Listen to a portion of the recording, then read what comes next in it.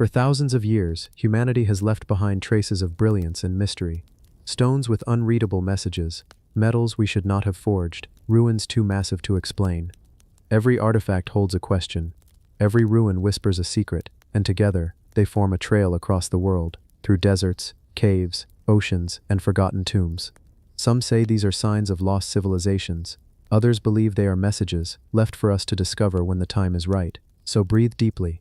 Let the noise of today fade away, and step with me into the silence of humanity's greatest enigmas. The iode aluminum wedge. There are moments in history where discovery feels less like science and more like stumbling into a riddle. The kind of riddle that does not fade with time. Instead, it lingers, it whispers, it challenges. The iode aluminum wedge is one of those riddles. Picture this. It is the year 1974, Romania. The region of Transylvania, a land already steeped in legend, dark forests, stone castles, villages that seem unchanged for centuries, and beneath the soil, secrets that no one expected. Construction workers are digging near the Mureș River, a routine job, unearthing layers of earth as they work on a trench. But what they find is not routine at all. They uncover bones, massive bones, the remains, it seems, of an ancient mastodon, an Ice Age giant, locked in the soil for thousands upon thousands of years. But near those bones, something stranger waits, a wedge-shaped object, heavy, metallic, covered in a thick crust of oxidation, as if it had been buried for ages. When brushed clean, it does not look like bone, or stone, or fossil. It looks manufactured, as if someone had shaped it, molded it, made it for a purpose. And here is the twist. This wedge is made of aluminum. Now pause for a moment. Aluminum. Today it feels ordinary. Cans, foil, kitchen utensils, aircraft parts. But in the ancient world, aluminum was impossible. It does not occur in nature in pure metallic form. To produce it, you need advanced technology, electricity, complex refinement. In fact, aluminum wasn't successfully isolated until the 19th century, barely 200 years ago. So what is an aluminum artifact doing, buried alongside mastodon bones, bones that could be 11,000 years old or older? This is the heart of the mystery. Some believe the wedge is proof of an ancient advanced civilization, a culture with technology we cannot even imagine. Others whisper of extraterrestrials, visitors from beyond Earth,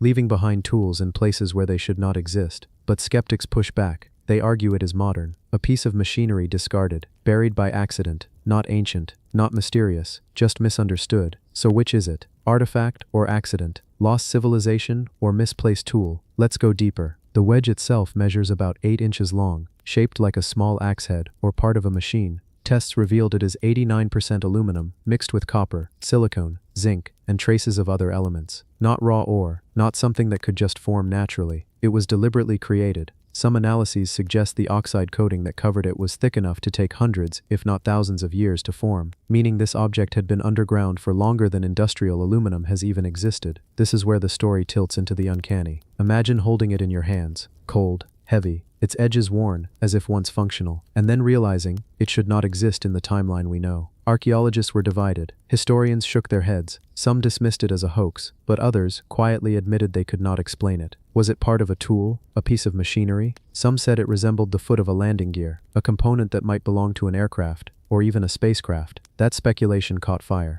especially in Romania, where tales of visitors from the stars already had a foothold in folklore. Think about the context. The wedge wasn't found alone. It was discovered with ancient bones, the remains of creatures long extinct. That detail is critical. If the wedge had been unearthed in isolation, skeptics could claim it was simply a lost piece of farming equipment. But buried alongside mastodons, that complicates the story. If authentic, it means two possibilities. Either humans with advanced technology existed tens of thousands of years ago, or something non-human placed it there.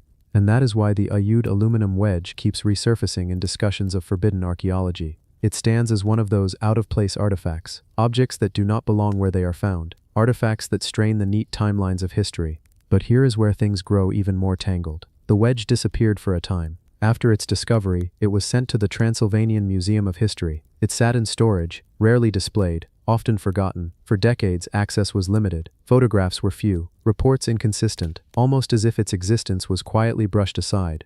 And that silence fuels suspicion. Why hide it? Why not put it on display? Unless it challenged the accepted story too much. History, after all, is fragile. One artifact out of place can topple long-held assumptions. Now let's ask, could it really be ancient? To believe that, we have to imagine a forgotten chapter of history, a civilization that mastered metallurgy long before ours, one that crafted tools, machines, perhaps even flight, and yet vanished, swallowed by time, leaving behind only scattered traces. It sounds like myth, like Atlantis, like the great lost empires whispered about in legends, but archaeology is not immune to surprises. Again and again, discoveries force us to rewrite the story of the past. Göbekli Tepe, the Antikythera mechanism, Uparts, out-of-place artifacts, each one a thorn in the tidy fabric of history, and the Iud wedge fits right in with them. Of course, the skeptical voices remain strong. Some engineers have claimed the wedge looks like a part of excavator machinery, specifically from the 20th century, a replacement tooth from a digging bucket perhaps, dropped, forgotten, and later buried deep in soil. But if that is the case, how did it end up beneath so many layers, among ancient bones? That explanation feels too convenient, too neat, as if designed to smooth away the questions rather than confront them. So we are left with two visions. In one, the wedge is ordinary, industrial, unremarkable, but in the other, it is extraordinary, evidence of something lost, something that does not fit into the framework of human history. Which vision do you lean toward? As you think about it, imagine standing in Transylvania at dusk, the river quiet, the forests pressing close, the mountains casting long shadows. Beneath the soil, mysteries rest, bones of giants, artifacts of unknown origin, layers of history stacked one atop another, and within those layers, a wedge of aluminum, waiting, silent, unanswerable. The iode aluminum wedge may never reveal its full story. Perhaps it is destined to remain a riddle, but maybe that is its power, not the answers it gives, but the questions it forces us to ask. Who came before us? What technologies were lost? And how much of history do we truly know? The past is not a closed book. It is a vast, dimly lit room, and every strange artifact is like a match struck in the dark, flickering, brief, but enough to show us that the room is larger than we thought. And so the wedge remains, a symbol, a challenge, a reminder that history is not fixed, but fluid, and that sometimes the strangest discoveries come not from the stars, but from the earth beneath our feet. That's the mystery of the Iud aluminum wedge, not solved, not explained, just waiting for the next curious mind to pick it up and wonder. The Takacsik Kalixtlahuaca head. In the year 1933, a discovery was made in central Mexico that continues to stir debate, confusion, and quiet wonder, even today. In a small town called Takacsik Kalixtlahuaca, located in the valley of Toluca, archaeologists unearthed a burial site that seemed ordinary at first glance.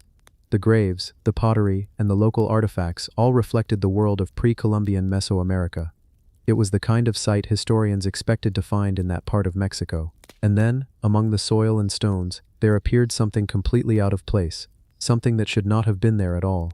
A small terracotta head, carefully sculpted, with features that looked Roman. Pause on that for a moment. Roman. In Mexico. The artifact, later known as the Takacsik Kalixtlahuaca head, seemed carved in a style unmistakably Mediterranean, the shape of the face, the hair, the beard. Its expression all suggested the hand of an artisan who was not from the Americas but from the world across the Atlantic. A world that, according to everything we are taught, had no contact with the Americas until Columbus set sail more than 1,000 years later. So how did this head get here? Who placed it in a burial that dated back more than a millennium before European arrival? And what story does it whisper about forgotten journeys across the ocean? When José García Payón, the archaeologist leading the excavation, first reported the find, he could hardly believe it. Alongside the native artifacts, the strange head was catalogued, and for decades it sat in relative obscurity, puzzling specialists. Most academics avoided it, dismissing it as either a forgery, a misplaced object, or an irrelevant curiosity. Yet, every time the head was examined closely, it seemed to resist easy explanation.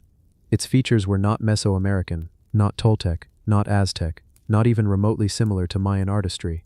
Instead, art historians noted its resemblance to Roman work from the 2nd or 3rd century AD, and radiocarbon dating of the burial context confirmed the tomb itself belonged to that era, between 1476 and 1510, right before Spanish conquest. But even more striking, thermoluminescence tests on the head itself suggested it could date as far back as the 9th century AD, or earlier.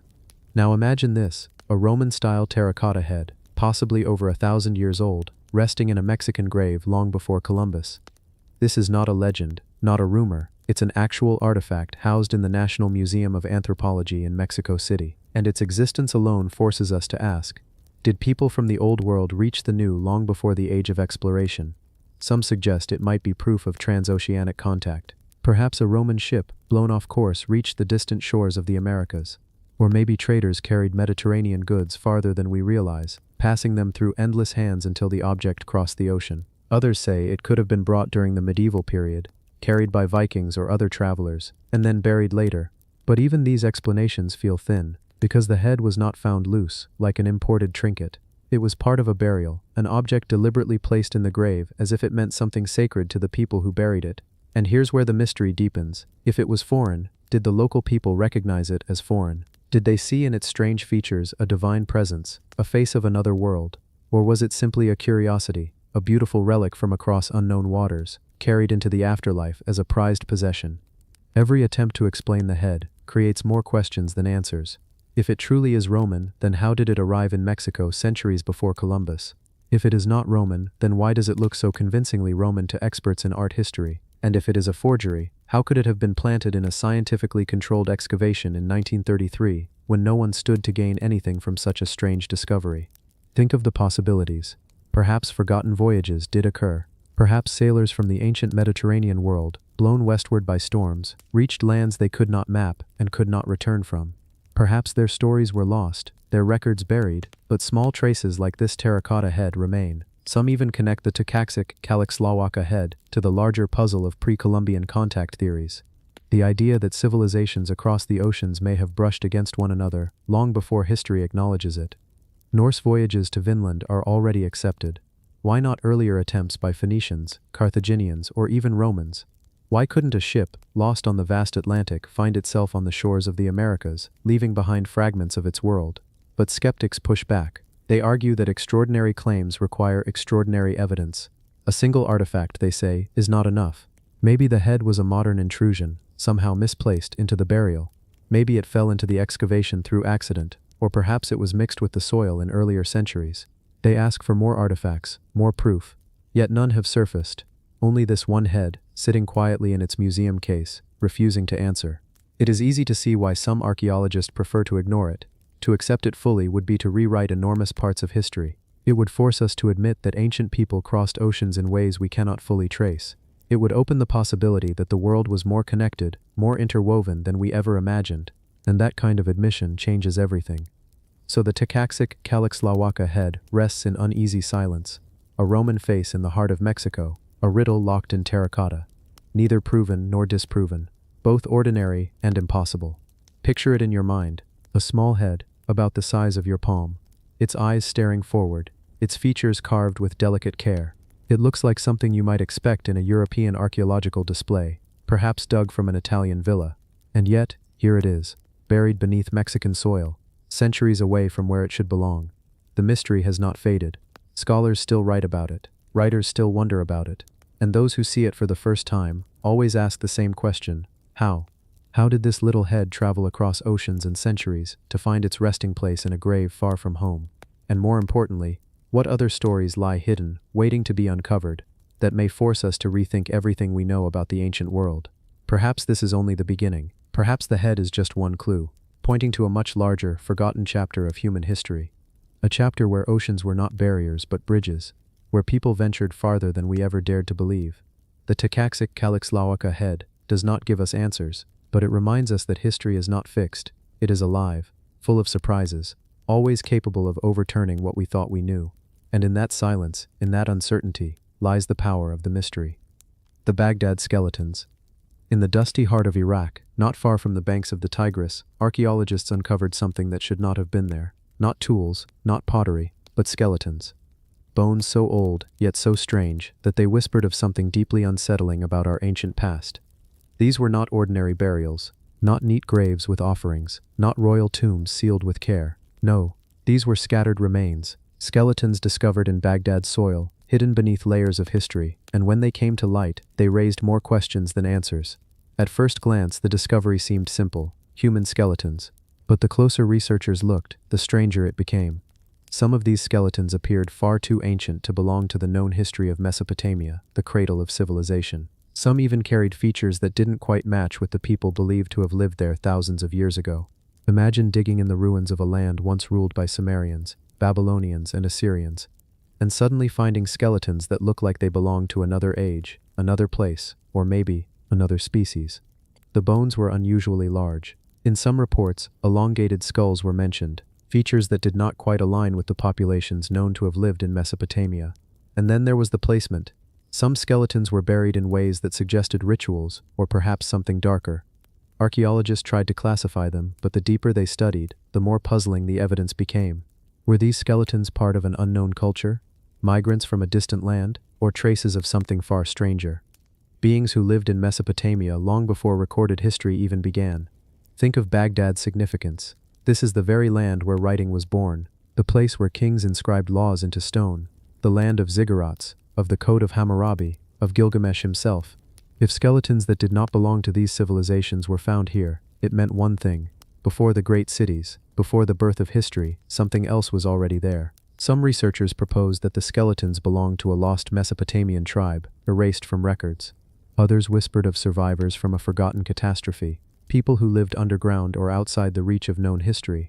But the most daring theories? They suggested these were not ordinary humans at all. Some thought they were evidence of a giant race, the kind of beings hinted at in ancient myths across the world, myths that speak of towering figures who walked the earth before mankind. Others suggested they could be visitors from afar, beings that did not originate in Mesopotamia, or perhaps even on Earth. Why? Because the skeletal features were not uniform. Some skulls appeared elongated. Others had jawlines and bone structures unlike typical Mesopotamian remains. Even the way they were buried was strange. Sometimes alone, sometimes grouped, sometimes almost carelessly thrown into the earth, as though they were not honored but discarded. This opens up chilling possibilities. Were these individuals outsiders, prisoners, victims of ritual sacrifice, or were they considered dangerous, unwanted by the ancient people who encountered them? The Baghdad skeletons sit in the same land where myths of ancient gods and demigods were first written. The Epic of Gilgamesh speaks of encounters with beings not entirely human. The Sumerian texts mention the Anunnaki, those who descended from the heavens, shaping mankind. Could the skeletons be remnants of these stories made flesh? Skeptics argue that nothing extraordinary is at play here. They say these were simply unusual burials, or that ancient Mesopotamia was a crossroads where different peoples mixed, producing skeletal remains that look unusual today. But even skeptics cannot explain why so many unanswered questions remain about the age, the features, and the placement of the bones. And so the mystery deepens. Ordinary explanations fall short, but myths, strangely enough, seem to fit. The Mesopotamian texts describe beings who came before. They speak of floods that wiped away earlier civilizations.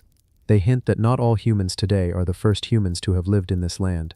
Could these skeletons be the proof? Some believe so. They point to the layers of soil, suggesting the skeletons were older than expected, older than the rise of Sumer, older even than the first known villages in Mesopotamia.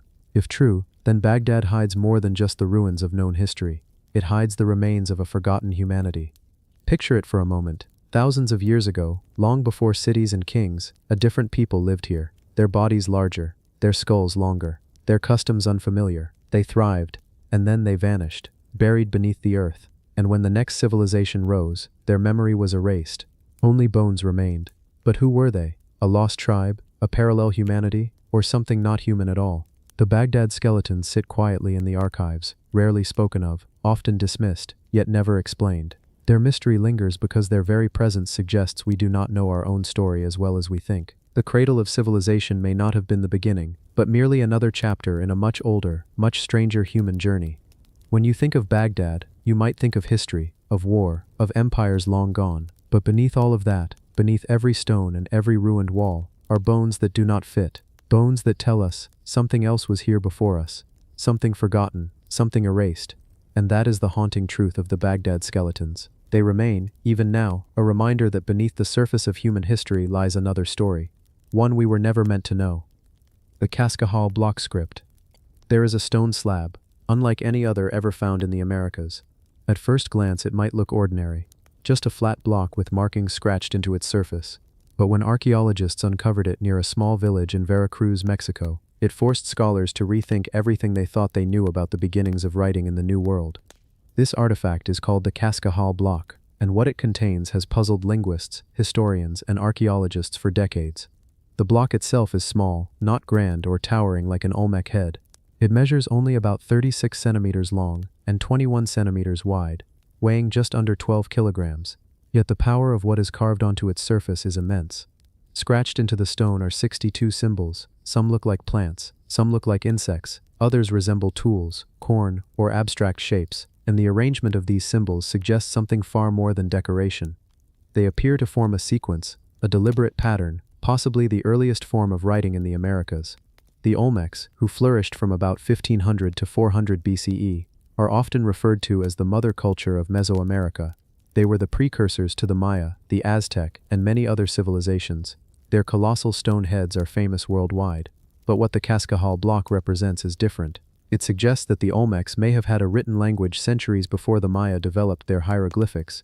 If true, this would make the Olmecs not just a foundational culture, but the very inventors of writing in the Americas.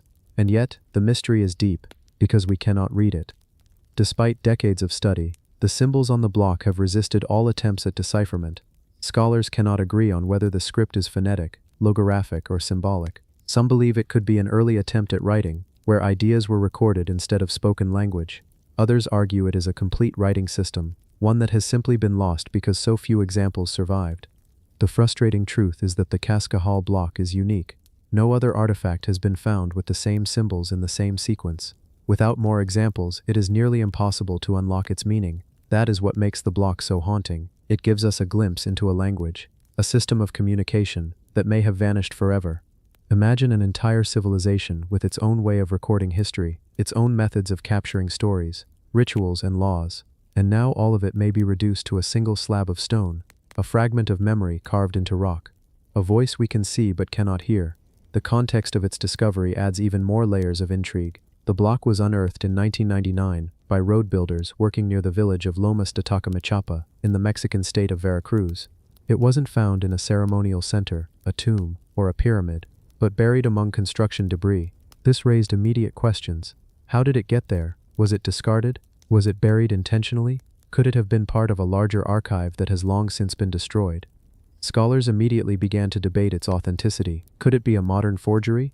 The symbols were unlike anything seen before in known Olmec art, but tests on the stone, the weathering of the carvings, and the archaeological context all suggested authenticity.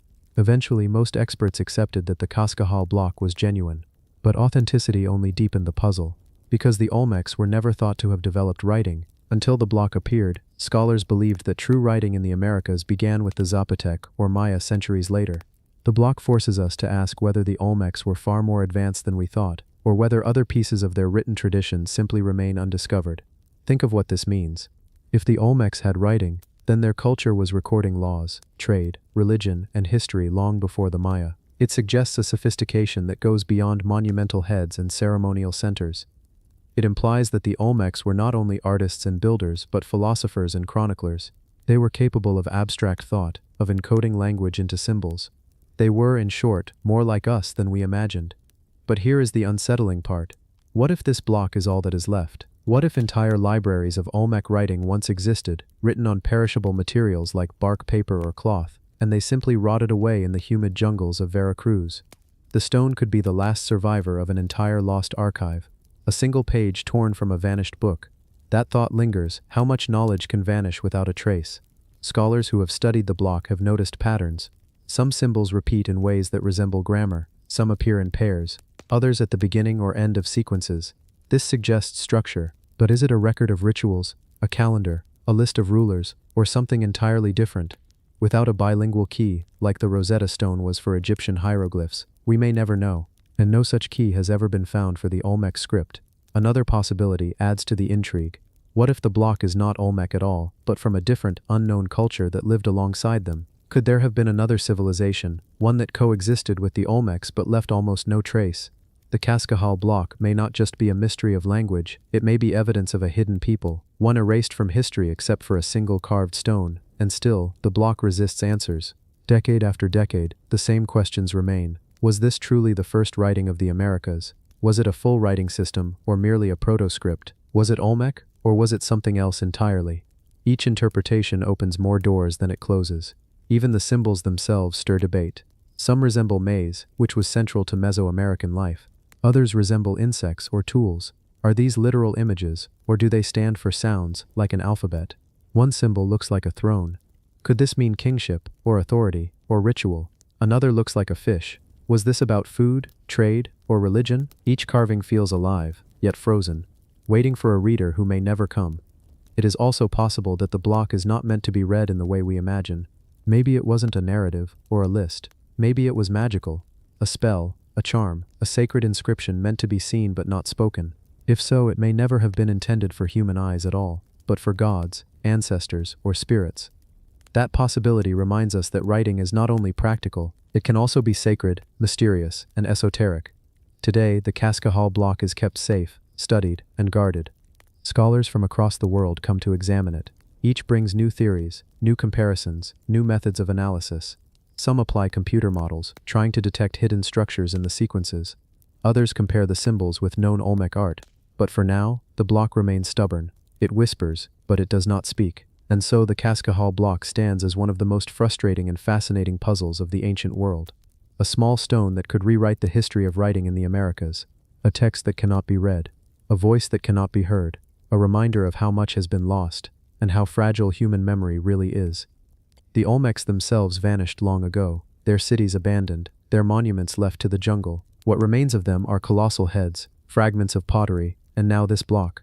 Perhaps somewhere still buried beneath the soil of Veracruz, more stones wait to be discovered. Perhaps an entire library lies hidden.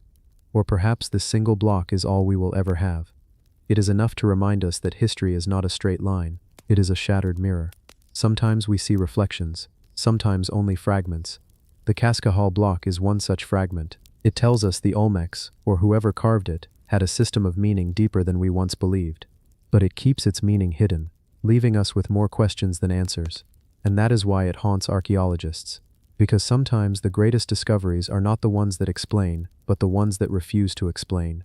They sit in museums, they rest in our imagination, and they remind us that the past is still full of mysteries waiting to be uncovered. The Cascahal block is one of them. A single stone that may hold the earliest voice of the Americas, a voice carved in silence, a voice we may never hear. The Laladoff plate. The story of the Laladoff plate begins quietly, like so many of the most puzzling discoveries in history. In 1947, deep in the rugged mountains of Tibet, a small circular stone plate came into the hands of a European ethnologist named Laladoff. The artifact appeared ordinary at first glance, something that could have been dismissed as a simple decorative object. But on closer examination, the surface revealed engravings unlike anything scholars had seen before. The patterns were precise, geometric, and in the very center of the plate was an unmistakable figure, one that looked astonishingly similar to what we would call a flying saucer. Imagine holding this stone in your hands, its surface smoothed by time, carved with deliberate shapes that seem to speak of meaning lost to the ages. The Laladoff plate is not just mysterious, it is controversial. For decades it has raised questions about whether ancient cultures, isolated from one another, might have shared contact with something far beyond what mainstream history allows. The plate's carvings are where the intrigue deepens. Around the central saucer-like figure are spirals, dots, and humanoid forms. Some researchers interpret the spirals as representations of movement or energy, suggesting that the central object was meant to be seen as hovering, alive with force. Others see the humanoid figures as stylized depictions of people, or perhaps beings that were not entirely human. If that sounds like imagination running wild, consider this. Throughout the ancient world, across cultures that supposedly had no contact, we find artwork and stories of sky beings, luminous craft, and gods descending from the heavens. The Laladoff plate joins this long tradition, standing as a physical artifact that cannot easily be dismissed as myth or misinterpretation. Skeptics, of course, argue otherwise. They claim the plate could have been created much more recently, perhaps even in the modern era, as a hoax or a symbolic piece of art that people later misinterpreted.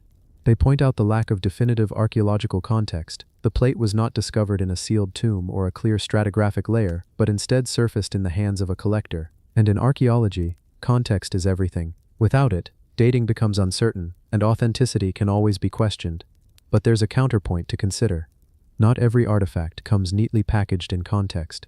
Many of history's most fascinating objects were found by chance, in caves, in fields, passed down through families before scholars recognized their value. To dismiss the Laladoff plate outright is to close the door on the possibility that it may represent something authentic, something that challenges the framework of history we've built. When studying the plate, some researchers have compared it to another set of controversial artifacts, the Drapa stones.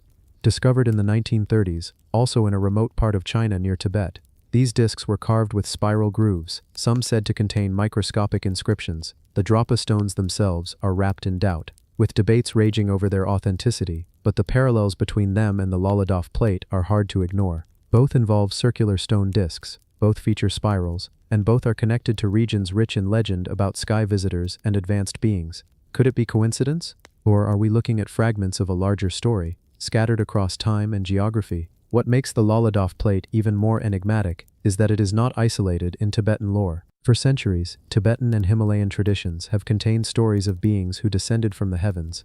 These stories are woven into their myths, their art, and their religious symbolism. In Buddhist teachings, the concept of beings traveling across worlds is not unusual, and in Tibetan folklore, tales of luminous discs or wheels in the sky are recorded with reverence. The plate, then, might not be an outlier, but a physical representation of stories deeply ingrained in the culture. Now imagine this. It is the late Stone Age, or perhaps even later, in some remote village in Tibet. The night sky above the mountains is filled with stars, unpolluted by modern lights. The people of the land look up, night after night, at the movements of the heavens. And then one night, something different happens. A luminous disk, glowing and silent, descends across the ridges of the peaks. For them, it would not be a technological event. It would be a divine one. Such an encounter could live on in myth, in legend, or perhaps in carving. The Laladov plate, carved by human hands, could be the memory of that moment etched into stone. But how old is it really? That's a question we still cannot answer with certainty. Without carbon dating or context, we rely on stylistic comparisons, and those are open to interpretation. Some scholars say the engravings resemble Neolithic art. Others argue they could be much later, perhaps even as recent as a few hundred years ago. The range is wide, and that very uncertainty is part of what fuels the mystery. The debate does not end there. The presence of the saucer-like figure is what drives much of the controversy. In the mid-20th century, when UFO phenomena became widely reported, people naturally began projecting those modern images onto older objects. Was the Laladov plate a genuine ancient artifact depicting a flying saucer, or was it simply an abstract design that we, in hindsight, interpret with our own cultural biases? This is the danger and the fascination of studying the past. Our minds want to connect the dots. We want meaning, and in seeking it, we sometimes see patterns that may not have been intended. Yet other times, patterns we dismiss as coincidence turn out to be real connections that reveal entire lost chapters of history. What if the Laladov plate truly is a window into a forgotten encounter? If so, then its implications ripple across our understanding of human history.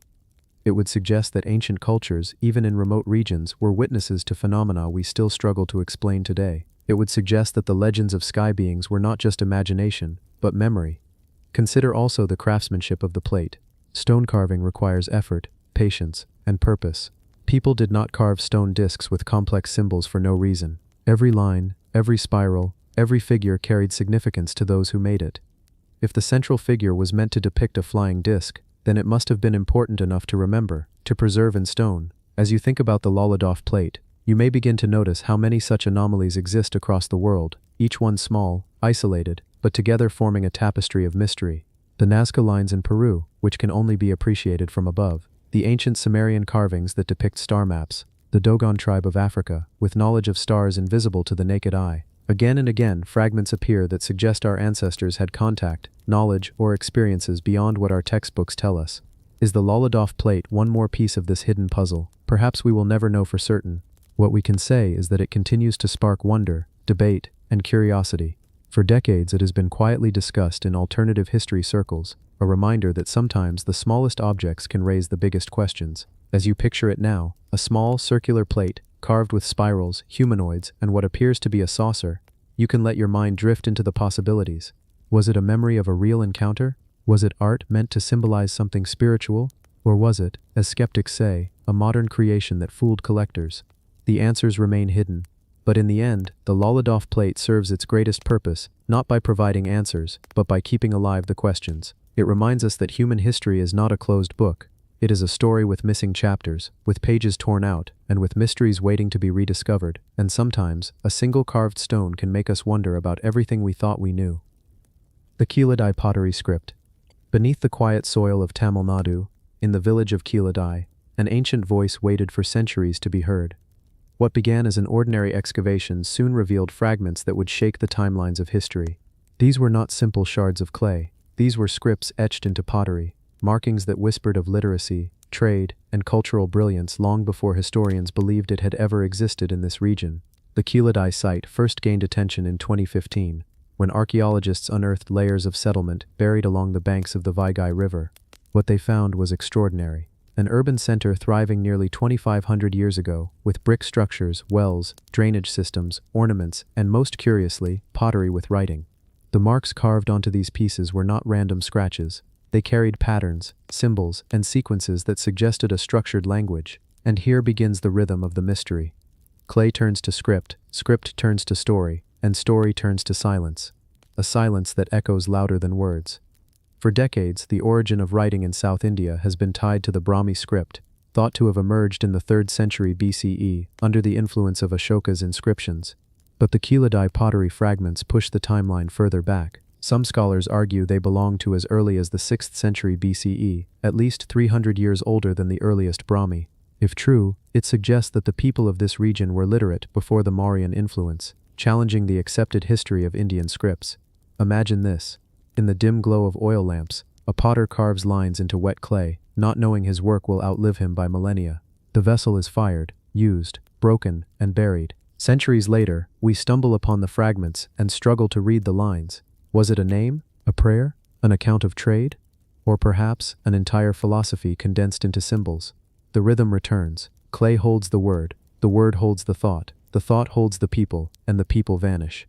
Some researchers suggest these inscriptions were early Tamil Brahmi. Others say they predate it entirely, forming a bridge between Indus Valley symbols and later scripts. If the second view holds true, Keeladai might be a missing link, connecting the ancient Harappans of the north to the Sangam-era Tamil culture of the south. The excavation revealed more than writing. Beads made of semi-precious stones, spindle whorls, ornaments of shell and ivory, and even traces of textile weaving were found. These discoveries indicate a thriving, sophisticated community, engaged in craft, trade, and possibly long-distance connections. But the pottery script remains the beating heart of the mystery. Every shard is like a syllable, every mark, a letter. Every silence between them, a pause in the rhythm of history. Some symbols resemble those found in northern India, while others appear unique to the region. Was there a shared cultural exchange, or were these scripts born independently? The debate grows more complex because we cannot fully decipher them yet. Without translation, the meaning slips through our fingers like sand, and yet the rhythm does not end. Pottery broken, script unspoken, history awoken. The Keeladai findings also suggest literacy was not limited to elites or rulers. The widespread nature of these artifacts hints at a society where common people might have engaged with writing. Inscriptions on household pottery suggest that literacy was not confined to stone monuments or royal decrees.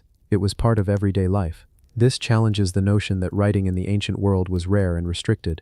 Still, questions linger. Who taught them? Did this script evolve locally, or was it influenced by traders from the Mediterranean or Middle East? Was it connected to the long-lost Indus script, whose meaning remains hidden even today?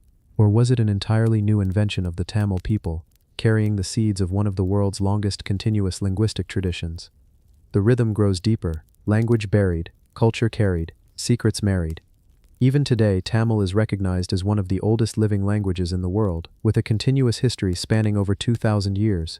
Could the Keeladai inscriptions be proof that its roots run even deeper, into a forgotten past where words carved on clay carried the voice of an ancient civilization?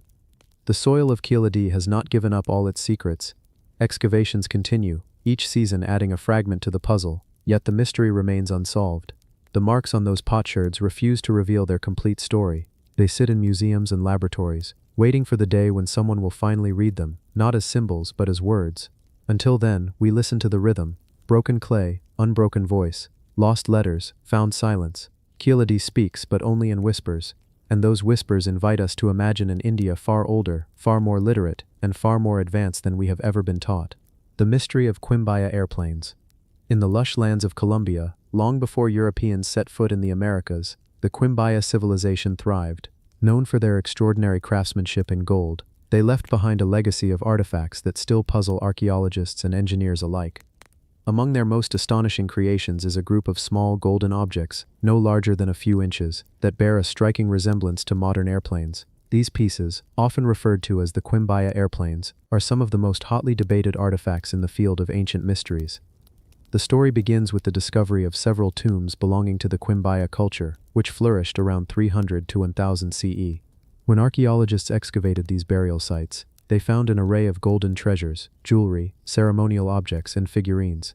But among them were about a dozen small gold models that seemed unlike anything else. Their shapes did not resemble birds, insects, or fish in the traditional artistic style of the Quimbaya.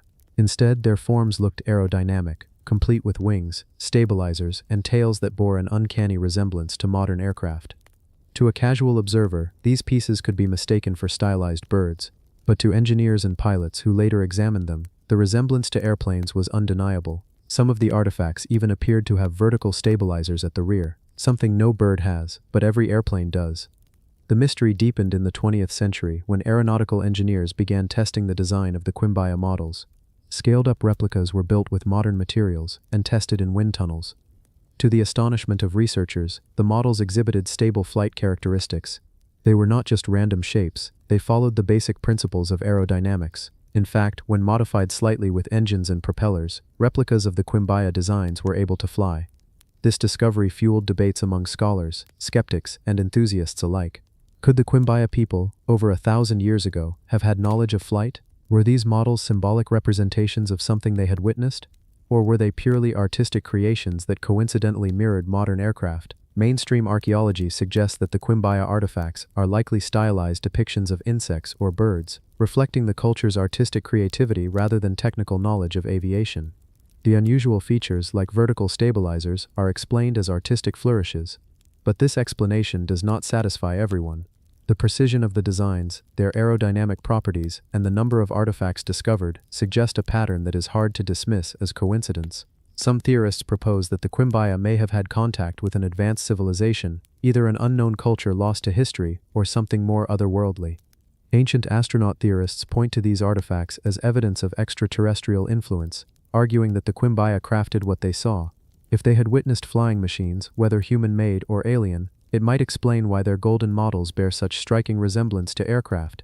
Others suggest that the models represent a forgotten knowledge of flight within ancient civilizations.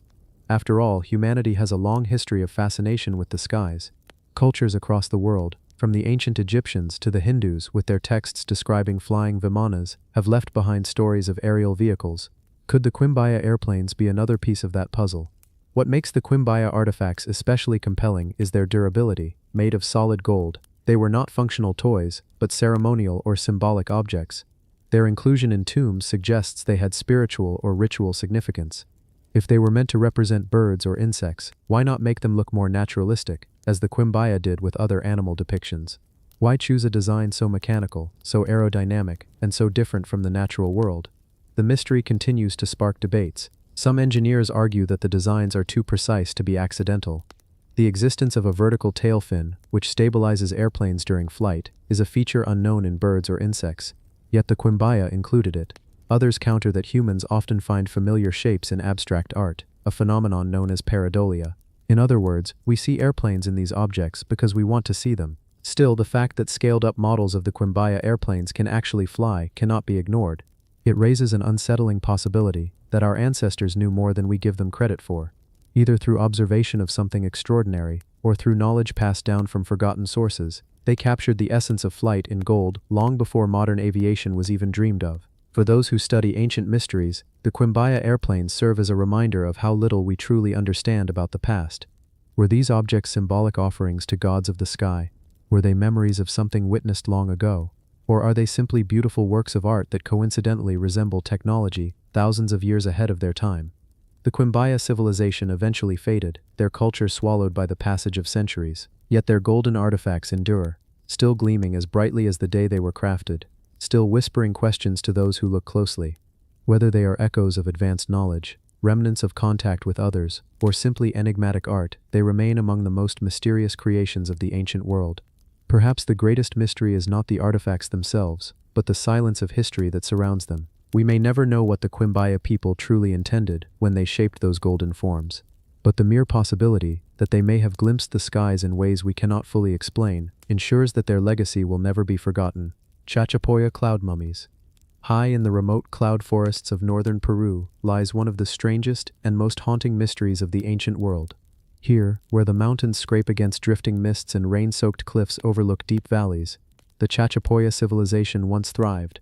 They were known as the Cloud People because they built their settlements high above the ground, often hidden within the foggy ridges of the Andes. But what they left behind continues to puzzle archaeologists and captivate all who hear their story. human mummies, preserved for centuries in precarious cliffside tombs, staring down at the world from impossible heights. Imagine walking along a narrow mountain trail and suddenly seeing human figures gazing out from a sheer rock wall. Their faces are painted, their bodies wrapped, and their hollow eyes seem to pierce through the mist. These are the cloud mummies of the Chachapoya. Unlike the better-known mummies of Egypt, which were carefully buried in desert tombs, the Chachapoya dead were placed inside sarcophagi perched on vertical cliffs. Many were sealed inside stone chambers with wooden or clay coffins shaped like human figures, while others were bundled in textiles and placed in caves. From their lofty positions, the mummies seemed to serve as eternal guardians of the land, watching over valleys and rivers below. The question that lingers is, why did they do this? Was it a spiritual belief, a way to bring their ancestors closer to the gods who lived among the clouds? Or was it to keep the spirits of the dead looking down upon their descendants, protecting the living from above? The Chachapoya were a mysterious people long before the Inca ever rose to dominate Peru. The Inca themselves spoke of them with a mixture of respect and awe. According to chroniclers, the Chachapoya were fierce warriors, tall in stature, and skilled builders who carved settlements into hard-to-reach places.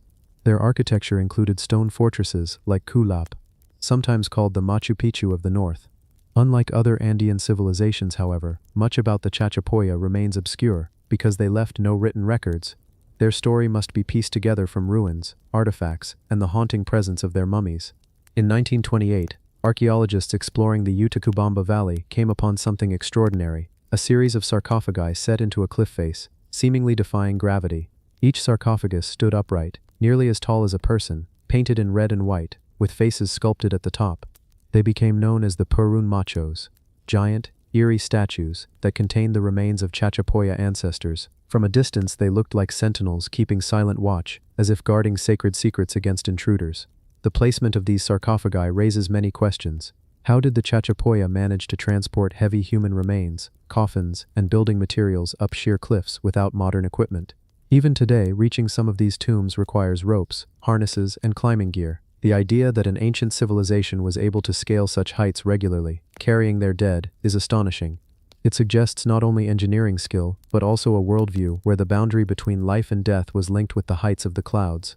Equally intriguing is the preservation of the mummies themselves. Unlike Egyptian mummies, which were dried and embalmed through a deliberate process, many Chachapoya mummies were preserved naturally by the dry mountain air and sealed conditions of their tombs.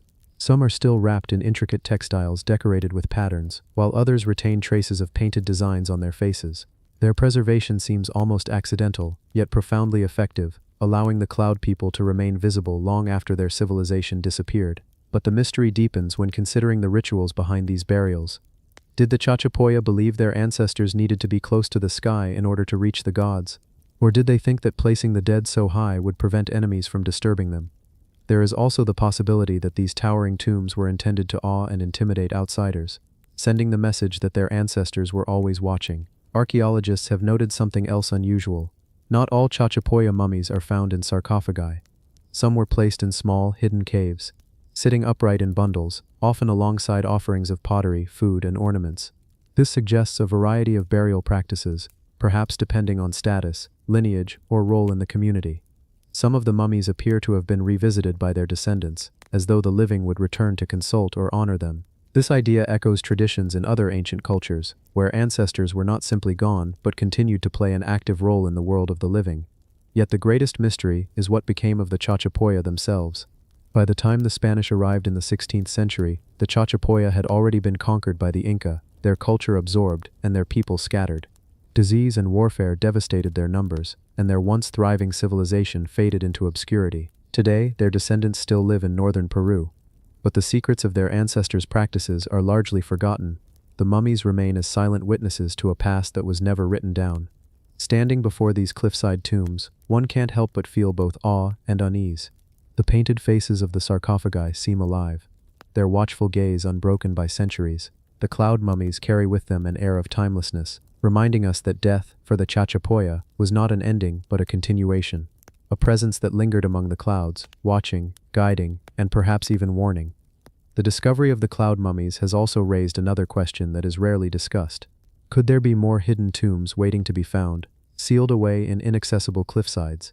Many valleys in northern Peru remain unexplored, their caves untouched. Archaeologists believe countless mummies may still rest unseen, their existence known only to the mountains and the clouds. Every new discovery about the Chachapoya seems to lead to further mysteries.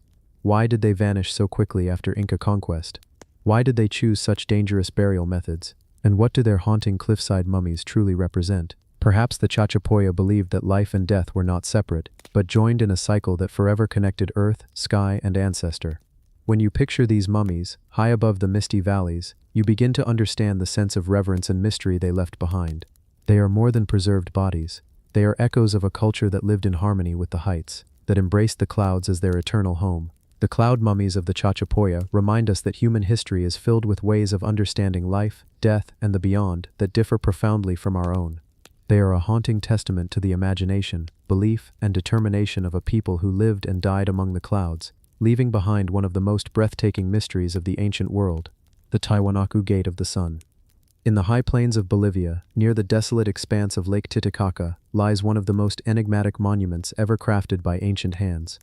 It is a massive stone gateway, carved from a single block of andesite, standing silent and weathered against the winds of the Altiplano. Known as the Gate of the Sun, this megalith sits in the ruins of Tiwanaku, a city so old that many archaeologists believe it predates most known civilizations in South America. The structure itself is imposing yet puzzling. The gateway measures over 9 feet tall and 13 feet wide, its frame precisely cut, the surfaces smoothed with a skill that suggests advanced stonemasonry far beyond what should have been possible for the people of that time. The stone alone weighs several tons, yet it rests in the middle of an ancient complex without any clear explanation of how it was moved, placed, or even carved with such accuracy. The most mysterious feature, however, is not the size or craftsmanship, but the intricate carvings etched across its upper surface. At the center is a figure often called the staff god, depicted with rays extending from its head and holding objects in its hands. Surrounding this deity are rows of smaller winged figures, some with human faces, others with bird-like characteristics. To modern eyes, the imagery appears almost like a coded message, a celestial calendar, or perhaps a record of myths that have long since been forgotten. Some researchers have proposed that the Gate of the Sun was an ancient astronomical device. The patterns carved into the stone are believed to align with solar cycles, mapping solstices, equinoxes, and perhaps even lunar phases. If true, it would mean that the people of Tiwanaku were not only builders but also skilled astronomers who tracked the heavens with remarkable precision. Others suggest the carvings represent a complex calendar system, one that might have been used to predict agricultural cycles or ceremonial dates. But what makes the gate even more intriguing is the mystery of Tiwanaku itself. The city, now in ruins, once thrived at an altitude of over 12,000 feet, an environment where farming is extremely difficult, and yet the Tiwanaku civilization flourished here, creating advanced irrigation systems, terraced fields, and monumental stone structures. The sheer scale of their engineering has led some to wonder whether they possessed knowledge that has since been lost, or whether they inherited their skills from an even earlier, unknown culture. The Gate of the Sun may once have been part of a much larger structure. Today it stands alone, leaning slightly, as though it were displaced long ago by some great force. Earthquakes, invasions, or natural disasters may have shifted it from its original position. If it was once an entrance to a temple or ceremonial complex, the rest of that structure is now gone, leaving the gateway as a lone survivor of a vanished world. Legends among the indigenous Aymara people speak of Tiwanaku as a place built by giants, beings who walked the earth in an age before ordinary humans. According to these stories, the Gate of the Sun was connected to the gods themselves, a threshold between this world and the realm of the divine. Whether these are myths meant to explain the inexplicable, or echoes of some forgotten memory, remains unknown. Modern archaeologists continue to study the gate and the city around it, but many questions remain unanswered. Who exactly built it? What purpose did the carving serve? Was it truly an astronomical calendar, or something far more symbolic, perhaps even spiritual? And most importantly, why did this civilization collapse, leaving behind stone ruins, but little else to explain their existence? Standing before the Gate of the Sun today, visitors often feel a sense of timelessness, as if the stone itself holds secrets that refuse to be spoken. It is not merely a relic of the past, but a silent witness to a story that may stretch back tens of thousands of years, far beyond what our textbooks have yet uncovered. The gate remains, carved from a single massive stone, still bearing the marks of tools and hands that no one can fully explain. Whether it was a calendar, a portal of worship, or a symbol of cosmic knowledge, its presence is undeniable. The Gate of the Sun is more than just an artifact. It is a puzzle, a reminder that even at the roof of the world, ancient people left behind mysteries that challenge everything we think we know about human history. The mystery of Chavin Lunson. Deep in the Peruvian Andes lies the archaeological site of Chavin de Huantar, a place that was once a powerful ceremonial and cultural center thousands of years ago. At its heart stands one of the most enigmatic artifacts of ancient South America, the lanzón. Hidden deep inside a labyrinth of underground passages, the lanzón is a massive granite monolith, carved with extraordinary detail, rising more than 15 feet tall. To the people of Chavin, this was no ordinary stone, it was the centerpiece of their spiritual world, a mysterious object that still puzzles archaeologists and historians to this day. The lanzón depicts a deity with both human and animal features, a figure that seems to blend the earthly with the supernatural. Its face bears fierce fangs, and its hands grasp scepters, symbols of authority. Its eyes are wide, intense, and almost hypnotic, as though meant to pull anyone who gazes upon it into a trance. Some scholars suggest this godlike image represented a creator deity, one that could cross between realms, connecting the heavens, the earth, and the underworld. What makes the lanzón even more mysterious is its placement. It was deliberately set in a hidden chamber, accessible only through narrow tunnels and passageways. It wasn't meant to be seen by all, it was reserved for initiates, priests, and those chosen to undergo transformative rituals. Imagine walking through the dimly lit stone corridors of Chavin with the sound of water flowing from underground canals echoing around you, until you arrive in the chamber where the lanzón towers before you. For those who entered, the experience must have been overwhelming, almost otherworldly. Researchers believe that the Chavin priests may have used hallucinogenic plants during ceremonies, heightening the visions and creating an altered state of perception. In such a state, staring into the fierce face of the lanzón would not simply be looking at stone, it would feel as if the deity itself was alive, speaking, and exerting its power over the initiate. The underground architecture even seems designed to amplify sound and disorient the senses, making the experience even more mystical. The carvings on the lanzón are also an intricate puzzle. The images are deliberately complex, filled with twisting lines, dualities, and shapes that blend into one another. At first glance, you might see only a figure, but as your eyes adjust, more details appear. Serpents, claws, wings, and supernatural features layered within the design. Some believe this was intentional, a form of visual code meant only for those trained to read its hidden meanings. Despite centuries of study, the exact purpose of the lanzón remains unclear. Was it an oracle, where priests spoke on behalf of the deity? Was it a symbol of unifying power, a way to bind together people from across the Andes under one spiritual order? Or was it a representation of cosmic balance, a link between dualities, day and night, life and death, order and chaos? The Chavin culture thrived between 900 and 200 BCE, long before the Inca Empire rose to prominence. Yet their ideas spread across vast regions of South America, influencing countless societies that followed. And at the center of that influence was the lanzón, the sacred monolith, hidden away in stone chambers, silently carrying its mysteries through time. Even now, standing before it, modern visitors can feel its strange pull. Its presence is commanding, timeless, and still charged with an energy that defies explanation.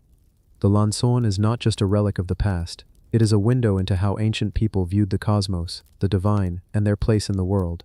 And as much as archaeologists analyze it, as many theories as are proposed, one thing remains certain: the lanzón was never meant to reveal its secrets easily. It was carved to be eternal, enigmatic, and to keep its mysteries locked within stone, the Ica stones. In the arid deserts of Peru, near the small city of Ica, lies one of the strangest and most controversial mysteries ever uncovered.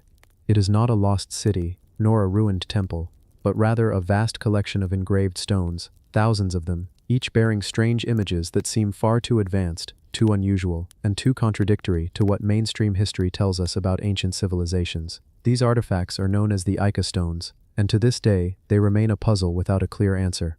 The story begins in the 1960s, when a Peruvian physician named Dr. Javier Cabrera Darquea received a small engraved stone as a gift. At first glance, it appeared to be nothing more than a curiosity, a rock with an unusual carving etched into its surface. But the more he studied it, the more he realized there was something different about it. The images were not random scratches, they depicted something intentional, something sophisticated. That first stone sparked Cabrera's fascination, and soon he began collecting more. By the time he devoted his life to this work, his collection had grown to over 11,000 engraved stones, each with strange and baffling images that did not fit comfortably into any timeline of human history. The stones themselves are smooth and dark, mostly made from andesite, a type of hard volcanic rock. What is remarkable is not the material, but what is carved onto them. Some stones show ordinary scenes, people hunting, fishing, or engaging in daily life. But others show things far more extraordinary. There are images of what appear to be dinosaurs, long-necked sauropods, and creatures resembling Triceratops or Stegosaurus, animals that according to modern science went extinct millions of years before humans ever existed. On other stones, one finds depictions of advanced surgeries, brain transplants, heart operations, and even organ transplants, etched with incredible detail, as if the artist was familiar with medical practices that should not have existed in ancient Peru. Perhaps most controversially, some stones depict what looks like astronomical knowledge. There are maps of the stars, figures gazing through what resemble telescopes, and scenes that suggest travel to other worlds. In some depictions, humans seem to ride on the backs of dinosaurs or interact with them as if they coexisted. To someone seeing these for the first time, the engravings challenge everything we are taught about history. How could such images exist? Were these ancient people recording events that truly happened? Or were they imagining myths and legends that simply look strange to us today? Dr. Cabrera himself became convinced that the Ica stones were evidence of a lost, advanced civilization that existed long before recorded history. He believed these stones were a kind of library, left behind by an ancient people with knowledge of medicine, astronomy, and biology far beyond their time. He even suggested that these people might have lived alongside dinosaurs, or at the very least, had knowledge of creatures that science insists disappeared millions of years earlier. However, mainstream archaeologists and historians did not share his enthusiasm. From the moment the Ica stones became public, they were surrounded by accusations of fraud. Some locals admitted to carving fake stones to sell to tourists, claiming they invented the images with knives and tools. This fueled the skepticism, and many dismissed the entire collection as nothing more than an elaborate hoax. But the debate is not so easily resolved. The problem lies in the sheer scale of the collection. Tens of thousands of stones exist, and many display a level of artistry that is not easy to dismiss as quick tourist souvenirs. Some carvings are deeply etched into the volcanic rock, requiring tools that would be difficult to work with using primitive methods. Furthermore, some stones were discovered in archaeological contexts, buried in ancient graves, or unearthed from layers of soil that predated modern forgeries. If all of the Ica stones were fakes, it would have required an enormous, coordinated effort by multiple people over many decades, something that seems unlikely. Another complication is the subject matter itself. Why would forgers in rural Peru choose to carve dinosaurs and advanced surgical techniques, instead of more familiar and marketable designs like llamas, condors, or traditional Inca symbols? Why would they imagine organ transplants or telescopes, concepts that seem more aligned with modern science fiction than with ancient legends? The sheer strangeness of the images makes the hoax explanation less satisfying, even if some examples were clearly manufactured. Researchers have tried to analyze the carvings for authenticity. Some examinations showed that the engravings bore signs of age, oxidation, patina, and wear that suggested they were not freshly made. Others argued that the patina could be artificially created. In the end, scientific studies have not provided a definitive answer. The stones remain in a limbo between dismissed fraud and unresolved mystery. What is perhaps most fascinating about the Ica stones is not whether every single one is authentic, but the possibility that even a portion of them might be genuine. If even a fraction of the collection is truly ancient, then humanity's understanding of history would need to be rewritten. The images of dinosaurs would suggest that humans witnessed creatures thought to have died out millions of years ago. The surgical depictions would imply advanced medical knowledge in a culture that should not have possessed such skills. The astronomical scenes would hint at a civilization with a far deeper awareness of the universe than mainstream history allows. Dr. Cabrera believed he was preserving the memory of this forgotten civilization, one that may have existed tens of thousands of years before the rise of Egypt or Mesopotamia. He considered the Ica stones to be a warning, a record left behind by a people who perhaps destroyed themselves with their own technology and knowledge. Whether that is true or not, his collection remains one of the largest unsolved enigmas in archaeology. Walking through Cabrera's museum today, one cannot help but feel a mix of awe and doubt. Room after room, shelf after shelf is filled with these stones, each engraved with scenes that challenge our sense of time. Are they genuine relics of a lost world, or are they simply the clever inventions of artisans who stumbled upon a profitable trade? The silence of the stones gives no answer. The mystery of the Ica stones lies in this very silence. They stand as physical objects, undeniable in their existence, yet their meaning remains elusive. They are at once a potential key to rewriting human history and an example of how difficult it is to separate truth from invention in archaeology. For those who see them as real, the stones suggest an ancient world filled with wonders and knowledge now lost. For skeptics, they are a fascinating cultural artifact of a different kind, evidence of how myths, hoaxes, and human imagination can shape our understanding of the past. Either way, The Ica stones continue to spark curiosity, debate, and wonder. Perhaps the most fitting way to think of them is as a mirror. They reflect our own hopes, doubts, and beliefs about human history. If you wish to see proof of lost civilizations, the Ica stones seem to provide it. If you prefer to believe in clever forgeries, they also accommodate that view. But one thing is certain: whether real or fake, they hold a power that few artifacts possess. They force us to confront the limits of our knowledge, to question the certainty of timelines, and to imagine that perhaps the ancient world was stranger, more advanced, and more mysterious than we dare to believe. And so the Ica stones remain, silent guardians of a mystery that refuses to be solved, resting in the desert of Peru, waiting for someone, someday, to unlock their secret. The hidden tombs of Sipan, lords of gold. Beneath the dry earth of northern Peru lies a story once lost for centuries, a tale buried in silence, wrapped in dust, and hidden under the relentless desert sun. This is the story of Sipan, a place where golden treasures, ancient lords, and long-forgotten rituals came together to form one of the most breathtaking archaeological discoveries in the Americas. To wander into Sipan is to wander into a world where wealth was not merely measured in riches, but in the power of belief, tradition, and divine connection. The story begins in 1987, when a team of Peruvian archaeologists, led by Walter Alva, uncovered a tomb unlike anything ever seen before in South America. Until then, whispers of looters finding strange objects in the sands of Lambayeque had circulated, but few imagined the magnitude of what was truly buried there. When the team finally reached the tomb, they realized they were standing at the threshold of a discovery so immense it would forever change the understanding of the Mocha civilization. Sipan belonged to the Mocha people, a culture that thrived on Peru's northern coast between the 1st and 8th centuries. Known for their masterful pottery and metallurgical skill, the Mocha left behind some of the most striking artifacts of pre-Columbian times, but nothing compared to the tombs of their rulers. As archaeologists slowly brushed away the centuries of sand and earth, they revealed chambers filled with gold ornaments, intricate jewelry, and ceremonial objects. There were headdresses adorned with turquoise, breastplates shining with gold, earspools crafted with astonishing precision. The body of the Lord of Sipan lay at the heart of it all, dressed in finery meant not only for life but for eternity. What made this discovery so extraordinary was not only the wealth of gold but the story it told. Around the Lord were the remains of warriors, servants, and even animals, companions chosen to accompany him into the afterlife. Each object, each offering, spoke of a society that placed immense importance on ritual, hierarchy, and cosmic balance. The tombs were like frozen moments in time, snapshots of ceremonies that had once pulsed with life. You can almost imagine the final rites, the flicker of torches, the sound of drums echoing in the night, the priests whispering prayers to the gods of the underworld.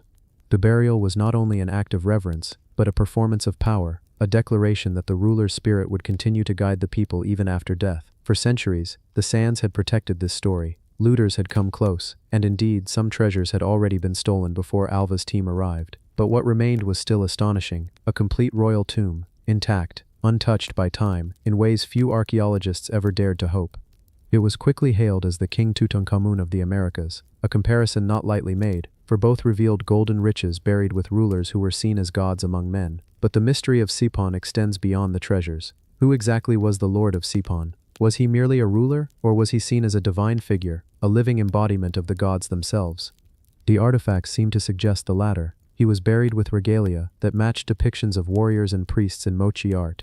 In life, he may have walked among his people as both king and priest, wielding not only earthly authority but spiritual power. The Mochi, after all, were not merely artisans of gold and clay, they were also masters of symbolism. Their art depicts elaborate rituals, sacrifices, and mythological beings.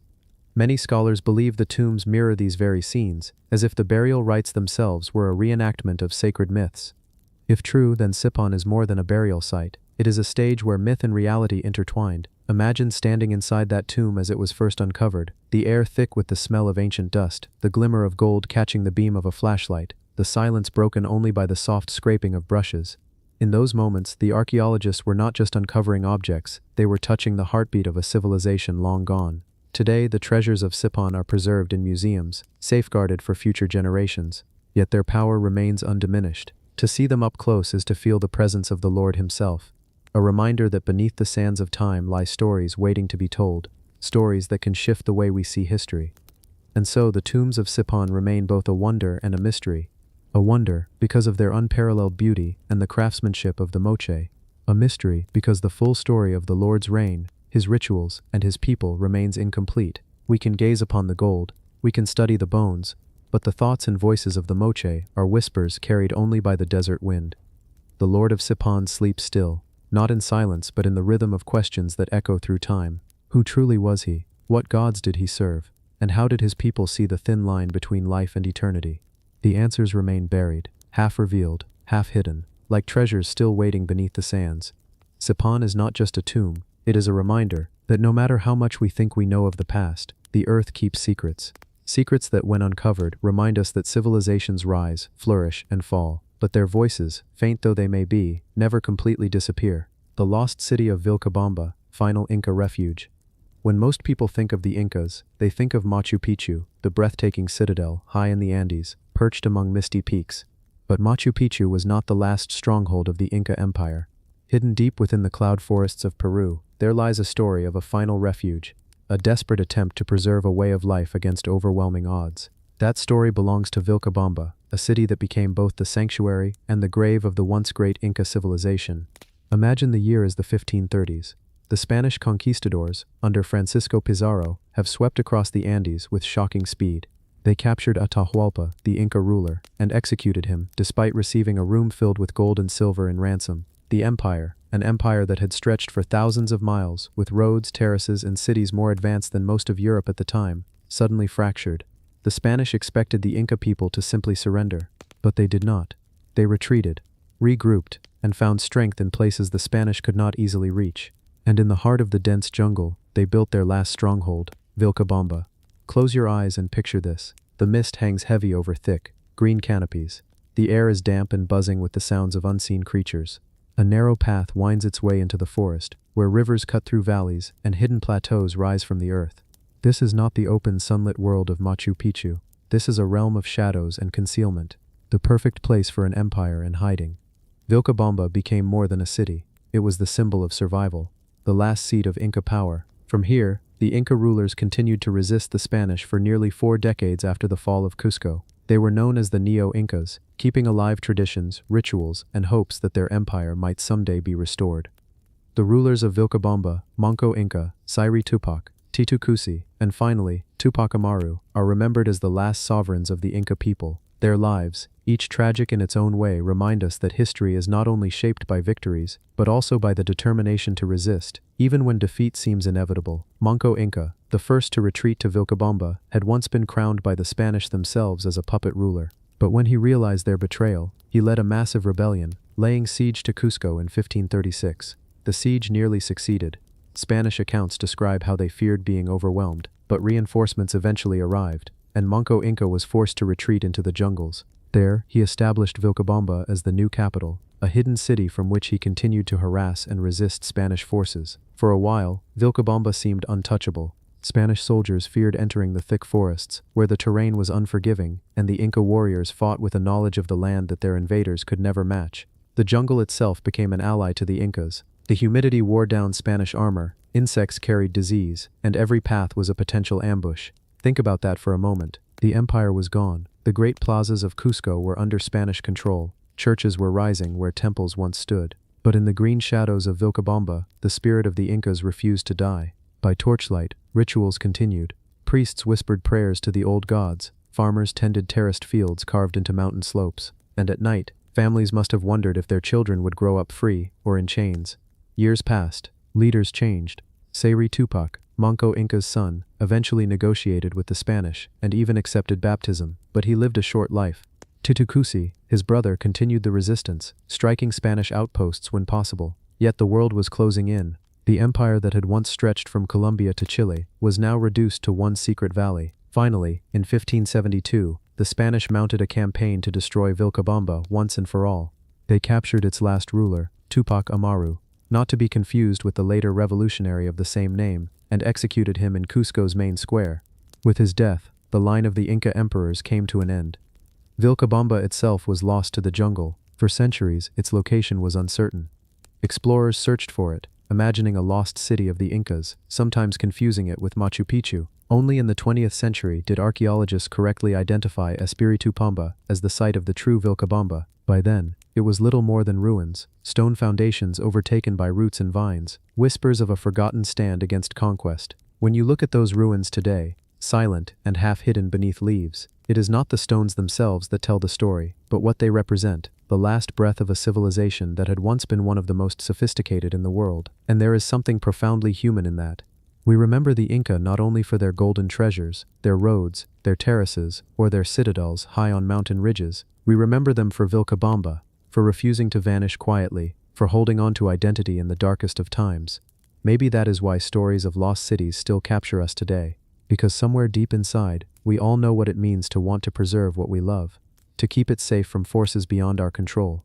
Vilcabamba may have fallen, but in falling, it became eternal. So when you close your eyes tonight, imagine that final city of the Incas, its torches flickering against damp stone walls, its people whispering to their gods under the jungle sky, its rulers watching the forest for signs of invaders, a place hidden from the world, yet alive in memory. The jungle has taken it back now, but the story lingers, like mist rising from the trees at dawn, and if you listen closely, you can almost hear the echoes of the last Inca voices, refusing to be silenced by time. The Moche pyramids of the sun and moon. When you first hear the words pyramids, your mind probably drifts to Egypt, to the desert sands and the towering monuments of the pharaohs. But hidden along the northern coast of Peru, in the fertile Moche Valley, there are pyramids just as impressive in their own way. Massive adobe structures built not of stone, but of millions upon millions of handmade bricks. They are known as the Huaca del Sol, the Pyramid of the Sun, and the Huaca de la Luna, the Pyramid of the Moon. Together they tell the story of a people whose civilization thrived more than 1,000 years before the rise of the Inca Empire. These pyramids are not just ruins, they are memories in clay, fragile yet enduring, and they open a window into the minds, beliefs, and ambitions of the ancient Moche.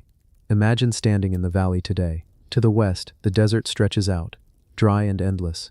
To the east, the Andes rise in the distance, and between them, in the flat plain, these two colossal pyramids emerge.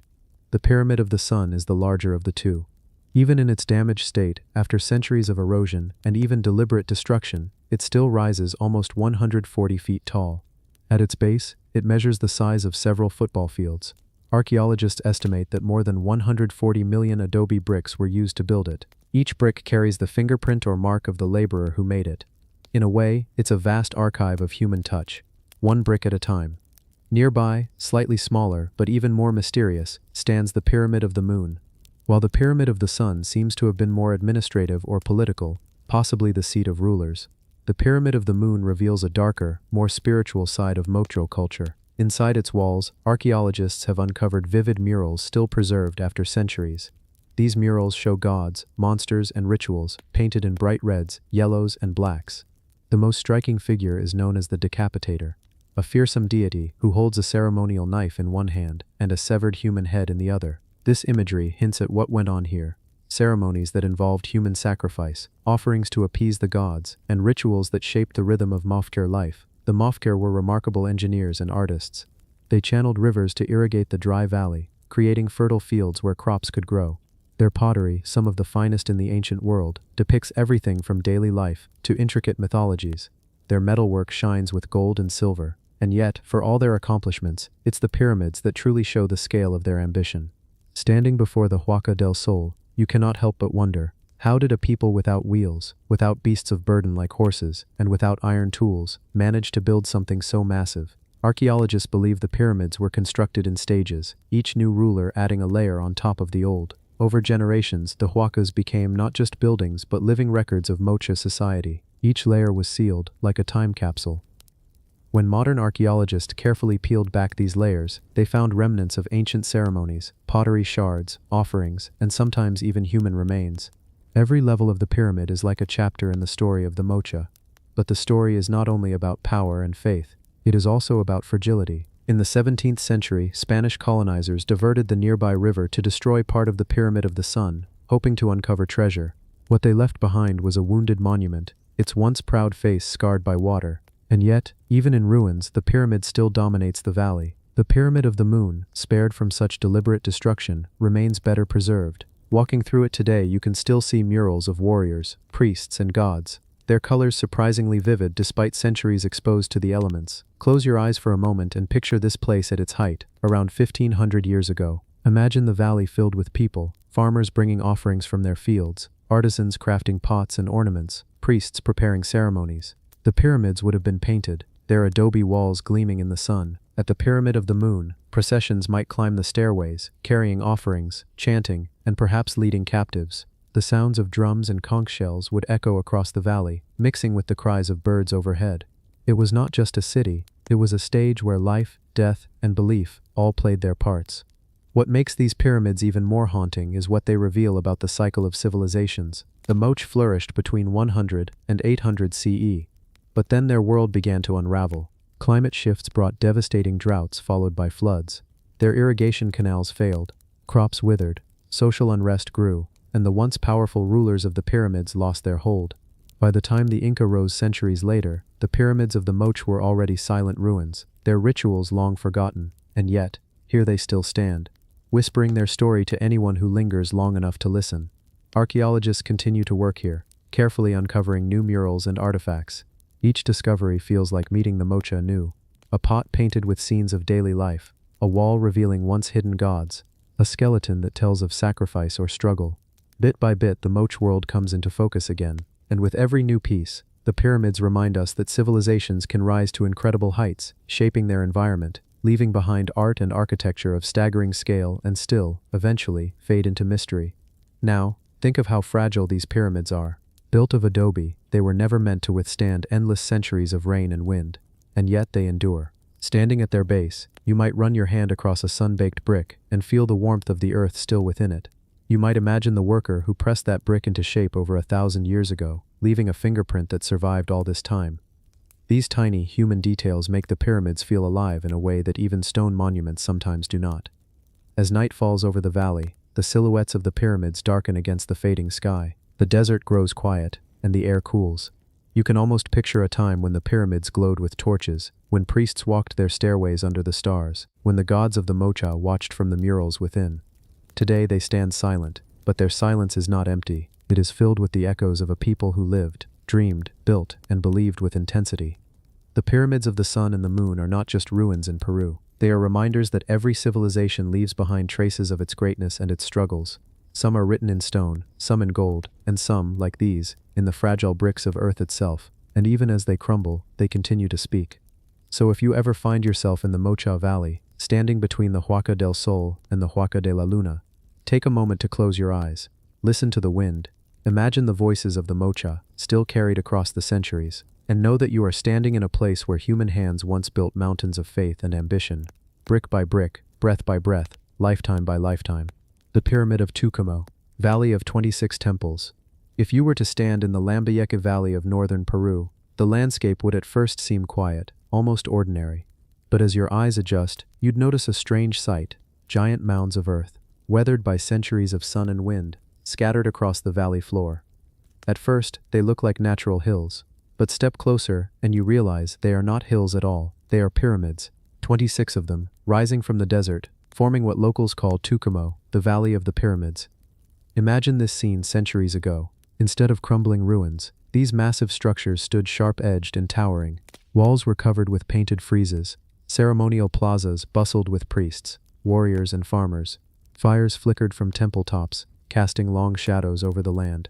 Tucumán was alive. What makes this valley extraordinary is not just the scale, it's the mystery of why so many pyramids were built together, and why they were eventually abandoned. The largest pyramid here is Huaca Larga, or the Long Temple. It stretches nearly 700 meters longer than many modern skyscrapers if you laid them on their side. Standing at its base, you'd feel dwarfed by sheer scale. Built entirely from adobe bricks, millions of them. The pyramid once served as the central hub of ceremonies, governance, and perhaps even sacrifices. But Huaca Larga is only one of many. Around it, 25 other pyramids rise, each one connected by plazas, courtyards, and causeways. From above, the layout seems almost like a city plan. Some archaeologists believe Tucumán was not just a religious site, it may have been the spiritual capital of an entire region. And yet the mystery deepens. Who exactly built these pyramids? Tucumán has layers of history. The Lambayeque culture first constructed them around the 11th century. Later, the Chimu added to them, followed by the Inca. Each culture seemed drawn to this place, as if it carried a sacred energy that could not be ignored. The Lambayeque themselves were fascinating, known for their incredible goldwork and complex irrigation. They transformed the desert into farmland. They believed in powerful deities connected to the sea and the sky. For them, building a pyramid was not just about creating a temple, it was about reshaping the landscape into a sacred space. Each pyramid was like a bridge between the earthly and the divine, but the rituals here could be dark. Archaeological digs have revealed burials with signs of human sacrifice, victims offered to the gods, perhaps during times of drought or crisis. Imagine the fear and awe as hundreds gathered in the plaza, drums pounding, incense filling the air, priests chanting. In those moments, the pyramid wasn't just stone and earth. It was alive with energy, a stage between mortals and gods. And then, centuries later, something happened. Tukumi was abandoned. Many pyramids were burned, as if deliberately destroyed. Was it rebellion? Was it fear of curses? Some believe the people thought their gods had turned against them. Legends say Tukumi was cursed, and that those who ruled from there would meet tragic ends. Even Spanish chroniclers noted how locals refused to approach the pyramids, fearing misfortune. Today, the pyramids are quiet again. Winds sweep across their eroded walls. Vultures circle overhead. But if you walk through the site in the late afternoon, you can still feel a weight in the air, a sense that this was once a place of immense power. Archaeologists continue to uncover clues, frescoes of mythological creatures, offerings of shells and ceramics, pathways that connect pyramid to pyramid, as if guiding processions through a ritual map. The more that is uncovered, the clearer it becomes. Tukumi was more than a city, it was a spiritual landscape, a valley transformed into a temple complex. And yet, one question lingers: why 26 pyramids? Most cultures built one great ceremonial pyramid to serve as their sacred center, but here, new pyramids kept rising, one after another. Some suggest each ruler built a new one, abandoning the old to avoid curses. Others believe the pyramids aligned with celestial patterns, mapping the stars across the earth. If so, then walking through Tukumi might have felt like walking through the heavens themselves. Picture yourself there at sunset. The sky glows orange, shadows stretch long across the valley. You stand between the pyramids, silence pressing in, broken only by the wind. You can almost hear echoes, chants, drums, footsteps in the sand. Time feels thinner here, as though the centuries between then and now are just a veil you could step through. The Valley of 26 Temples remains a puzzle. We know who built them, but not fully why they built so many, or why they abandoned them in fire and fear. Perhaps the pyramids themselves hold the answer. Perhaps they are messages written in earth and stone, waiting for us to learn how to read them. Until then, Tukumi stands as a silent witness, a valley where pyramids rise like forgotten giants, keeping their secrets in the sand. The stone carvings of Sehut, hydraulic mystery. High in the Peruvian Andes, in a quiet and often overlooked part of the landscape, lies a massive stone block that has baffled scholars for decades. Known as the Sehut monolith, this carved rock is unlike anything else in the region. At first glance, it might look like a massive boulder scattered among the ruins, but a closer inspection reveals something far more unusual. Its surface is covered with hundreds of carefully carved figures, channels, basins, stairways, and miniature terraces, etched into stone with a level of precision that raises more questions than answers. The monolith is not small. It measures roughly 4 meters long and 2 meters wide, weighing many tons. On its surface, there are over 200 figures carved into the granite. These figures include animals such as frogs, reptiles, and felines, but also a complex system of canals and water channels. Many of the features look like miniature aqueducts or symbolic representations of hydraulic engineering. What is striking is the way these channels connect to one another, forming what looks almost like a model of a flowing water system. Some archaeologists believe the stone might have been a scale model, a kind of three-dimensional blueprint for water distribution systems. Water was life in the Andes. Ancient civilizations such as the Inca and those before them had to master the art of water management in order to survive in this challenging environment. Rainfall was seasonal, and without clever ways of storing and distributing water, entire communities could not thrive. The Sehut monolith might have been a demonstration tool, showing how canals, reservoirs, and terraces could work together to move water across an arid landscape. Imagine an engineer standing before this carved rock, pouring water into its channels to show how it would flow, split, or pool in different areas. But there is a catch. No one knows for sure who created the monolith or when. The site of Sehut itself is believed to have been occupied long before the Inca rose to prominence. Some suggest the stone predates them by centuries, possibly even millennia. This uncertainty only deepens the mystery, because the level of detail and sophistication seen in the carvings seems beyond what we would expect from a prototype tool. Was this truly just a model, or did it serve a more ceremonial or spiritual purpose? Many of the carved animals are closely associated with water in Andean culture.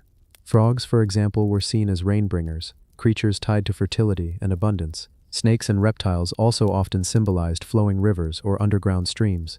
To the people of the Andes, water was not just a resource but a sacred force, and it was often linked to rituals and deities. This raises the possibility that the Sayhuite monolith was not just a model but also a ritual stone, a sacred object used in ceremonies to summon or honor water. Some archaeologists have even suggested that the stone might have been used in practice. Water could be poured over its channels to demonstrate both engineering principles and to act as a ritual simulation of rainfall and abundance. Imagine the scene. Priests or leaders gather around the monolith, pouring water from containers, watching it snake through the carved pathways, while the community interprets the flow as a sign from the gods. Yet there are alternative ideas as well. Some researchers have argued that the stone might represent a symbolic map of the world, as understood by the ancient Andean people.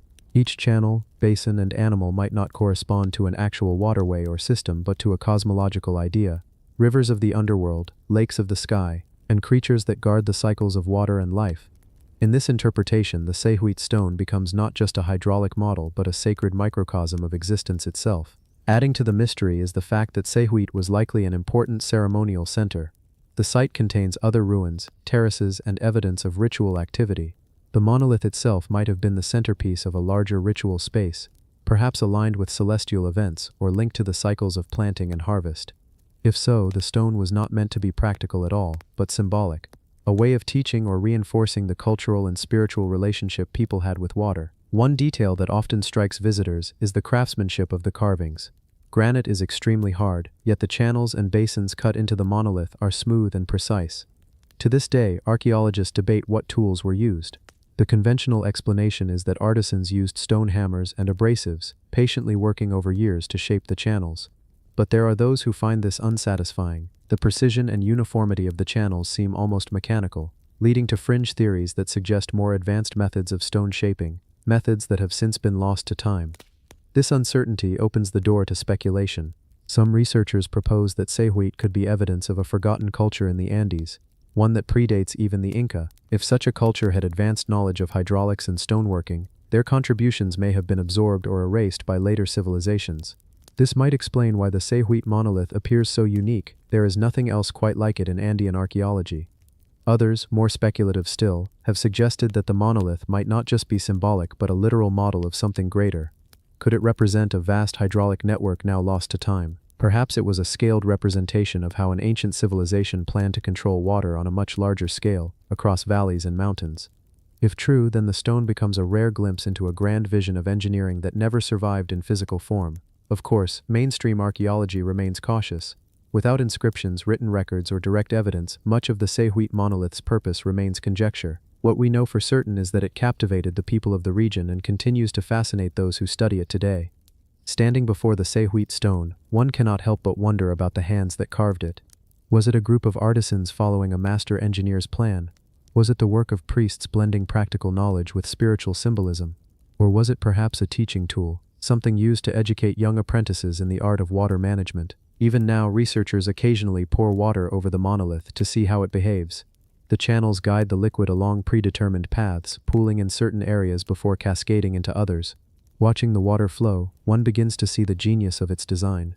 It feels both functional and ceremonial at the same time, as if practicality and spirituality were woven together into one object.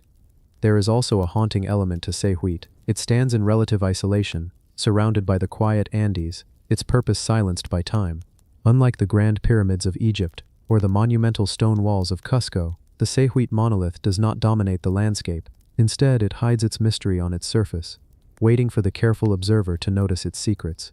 This quiet stone whispers of knowledge lost, of a people who understood water in ways we are only beginning to rediscover. Today, as modern societies struggle with water shortages, droughts, and the challenges of managing this vital resource, the Sayhuite monolith reminds us that ancient civilizations were deeply attuned to these same problems. They sought not only practical solutions but also spiritual ones, weaving their survival into the rhythms of nature. The Sayhuite stone continues to invite questions. Was it a sacred altar, a hydraulic model, a symbolic cosmos, or all of these at once? Its mystery lies not just in its carvings but in the silence of the centuries that followed. We may never fully understand what the people of Sayhuite intended, but standing before it, one feels a deep respect for their ingenuity and their reverence for water. In the end, the Sayhuite monolith is more than a carved rock. It is a testament to the enduring mystery of human creativity. A reminder that even in the most unexpected places, ancient people left behind puzzles that we are still struggling to solve. And perhaps that is the point, that the mystery itself keeps the stone alive in our imagination, connecting us across time to the unknown minds who once shaped it with such care. The Rongcheng bronze bird, ancient flying relic. In the world of ancient artifacts, some discoveries appear ordinary at first glance, yet when studied carefully, they open up questions far larger than the object itself. The Rongcheng bronze bird, unearthed in China, belongs to that rare category. It is small, crafted with skill, and shaped like a bird. But what truly makes it unusual is that many believe it resembles a flying machine. This artifact has puzzled archaeologists, engineers, and historians, as it seems to suggest that ancient cultures might have had knowledge of flight, or at least ideas that came shockingly close to modern aeronautical design. When it was first found, the bronze bird seemed like just another ceremonial piece. But as researchers began to examine its form, they noticed something striking. The bird is streamlined, with wings that are unusually shaped, not like a natural bird in flight, but more like a machine attempting to mimic one. The tail is narrow, almost like a rudder, and the body is elongated in a way that resembles an aerodynamic fuselage. At a glance, it looks less like a creature of nature, and more like a model of something engineered to cut through the air. Now, in many parts of the world, artifacts shaped like animals were common in ancient cultures. Birds especially held symbolic meaning. They represented the sky, freedom, gods, or the movement between the earthly and spiritual worlds. But the Rongcheng bronze bird stands out because it does not appear purely symbolic. There are too many mechanical-like features for it to be dismissed as a simple totem. Its smooth edges, balanced proportions, and almost mathematical symmetry suggest careful calculation rather than decorative whim. What adds to the mystery is the question of why it was made. Was it a ritual object, perhaps meant to honor sky deities? Or was it a functional model, built by ancient engineers experimenting with the possibility of human flight? We cannot say for certain, but the idea that this artifact may have been more than symbolic fuels endless speculation.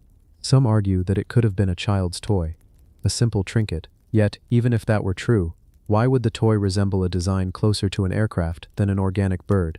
Others believe it may have been used in rituals where objects were thrown or glided to symbolize spiritual journeys, suggesting that its aerodynamic shape had a practical purpose. The artifact has also drawn comparisons to other ancient discoveries that suggest early experiments with flight. For example, in Egypt, a wooden artifact, known as the Saqqara bird, has long been debated for its similarities to a glider. Like the Rongcheng bronze bird, the Saqqara artifact does not look quite like a natural bird, but instead has features that hint at aeronautics, straight wings, tail structures, and an overall design not typical of symbolic carvings. To see a similar mystery arise in China raises questions about whether different ancient cultures, separated by vast distances, independently explored the possibility of human flight. In Rongcheng, where the bird was found, ancient Chinese culture was already advanced in metallurgy, astronomy, and mechanics. Records show that early Chinese inventors created kites, intricate bronze mechanisms, and even simple mechanical automata. So the idea that someone in this culture might have experimented with flight is not impossible. Kites themselves, after all, are a form of controlled flight, and they were invented in China thousands of years ago. Could the Rongcheng bronze bird have been related to such experiments? Perhaps a model tested in the wind, or even a ritual item inspired by kites soaring above. As you imagine the artifact in your mind, picture its bronze surface, smoothed over centuries, reflecting light in a soft glow. It is small enough to hold, yet when studied, it carries an immense weight of meaning. The bird's wings stretch outward, but they are too straight to mimic a living bird's flapping form. Instead, they resemble fixed wings, like those of modern aircraft. The tail tapers in a way that suggests stabilization, again more mechanical than natural. If it were truly a ceremonial bird, why would it not resemble the flowing curves of cranes, eagles, or sparrows? Creatures so important in Chinese symbolism, why does it look instead like something out of place in time? One of the most compelling aspects of the Rongcheng bronze bird is that it continues to resist clear categorization. Archaeologists carefully avoid exaggerating its meaning, choosing instead to describe it as an artifact of uncertain purpose. Yet engineers and enthusiasts often see more in it. They point out its uncanny resemblance to aerodynamic designs, noting that even small details align with modern understanding of airflow. Whether intentional or coincidental, this overlap sparks a fascinating thought. Could ancient people have observed flight so closely, perhaps through the study of birds or through kite experiments, that they stumbled upon design principles still used today? Some researchers also consider the possibility that the bird was symbolic in a way that just happens to appear mechanical. In Chinese culture, birds often symbolize the soul's journey, immortality, and the connection between heaven and earth. By giving the bird a shape that looked swift and aerodynamic, the artist might have been representing the speed and freedom of the spirit. If that were the case, then its mechanical look would be a coincidence, an artistic choice rather than a technological hint. Yet coincidences this precise always leave a lingering doubt. To better understand, we can place the Rongcheng bronze bird into a larger context of ancient mysteries. All around the world, artifacts that do not quite fit their time continue to surface. They are usually small objects, not grand monuments, but they raise questions no less profound. The bird sits alongside the Antikythera mechanism, the Baghdad battery, and the Saqqara bird, as examples of items that spark debates about lost knowledge. Each one might have an ordinary explanation, but each one also holds the possibility of forgotten experimentation, fragments of knowledge that history did not preserve in full. When you think about this artifact late at night, in the quiet moments, the image of a bronze bird shaped like a flying machine has a way of staying with you. You imagine ancient craftsmen carefully pouring molten bronze into molds, their hands shaping the wings and tail with precision. Did they know they were creating something that would confuse people thousands of years later? Or were they simply making what felt natural to them, unaware that their design would look futuristic to modern eyes? The thought alone is enough to blur the lines between the ancient and the present, leaving you with a gentle sense of wonder. Perhaps the greatest mystery of the Rongcheng bronze bird is not whether it was a model of an aircraft, but what it tells us about human imagination. Long before the Wright brothers, long before modern science, people dreamed of the sky. They looked at birds and wondered what it would take to join them. They created kites, they built myths of winged gods, and maybe, just maybe, they crafted bronze artifacts that looked like flying machines. Whether or not this bird was an experiment in flight, it is certainly proof of a dream, the dream of leaving the ground behind and touching the heavens. As you let these thoughts settle, the pace of the story slows, much like the drifting of a kite through a gentle breeze. The bird rests silently in its display case today, far removed from the hands that made it. Yet in its silence, it continues to whisper questions. Was it symbolic, functional, experimental, or all of these at once? No answer is final, but that is what keeps it alive in our imagination. And in that way, the Rongcheng bronze bird remains not just an artifact, but a doorway into the timeless human desire to fly, to explore, and to reach for what lies beyond. The mystery of the Shugborough inscription. Still unsolved code. On the grounds of Shugborough Hall in Staffordshire, England, there is a monument that has puzzled scholars, cryptographers, and curious minds for centuries. It is not a large structure, nor does it appear at first glance to be extraordinary. To the casual visitor, it looks like a simple stone monument with a carving of shepherds in a pastoral scene. Yet beneath this seemingly ordinary artwork lies one of the most enduring unsolved mysteries in England. A string of letters carved into the stone that no one has ever been able to decipher with certainty.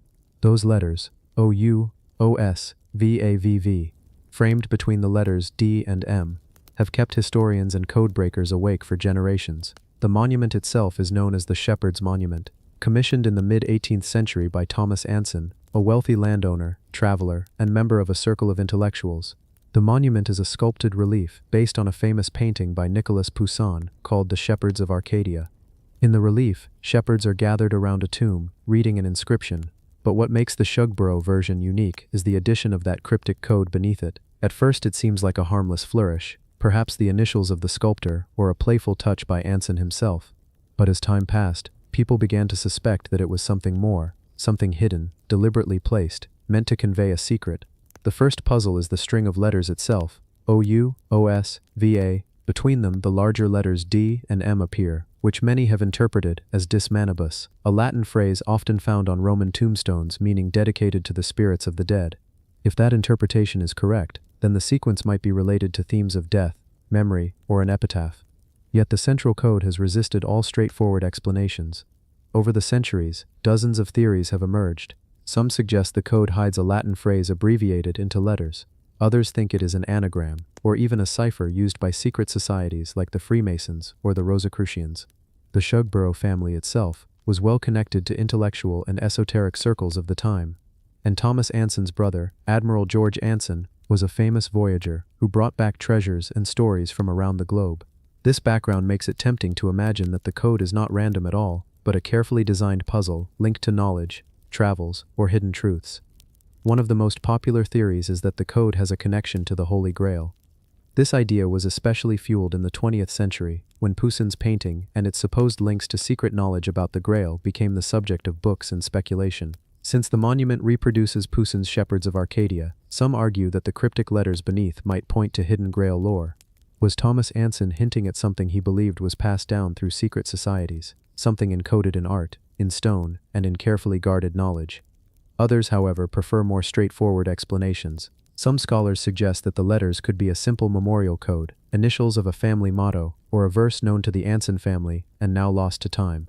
For instance, one theory proposes that the letters stand for the Latin phrase optime uxoris, optime sororis, viduus amantissimus, vovit virtutibus, which translates loosely to best of wives, best of sisters, a most devoted widower, dedicates this to your virtues. If true, the code may have been a deeply personal inscription, understandable only to those in Anson's immediate circle.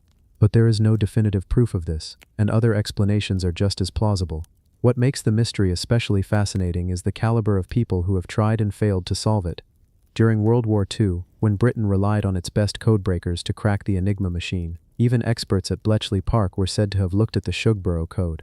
If the men and women who unraveled Nazi encryption systems could not solve a handful of letters carved in stone, it speaks volumes about the difficulty of the puzzle, or perhaps the possibility that it was never meant to be solved by outsiders at all. The monument has continued to attract attention in modern times. Cryptographers, historians, and amateur enthusiasts have all proposed solutions, but none have gained universal acceptance. Some theories stretch toward religious symbolism, others toward mathematical patterns hidden in the sequence, while still others suggest that the placement of the letters and their spacing could be significant. The lack of definitive proof keeps the mystery alive. Standing before the monument, one cannot help but wonder about the intentions of those who created it.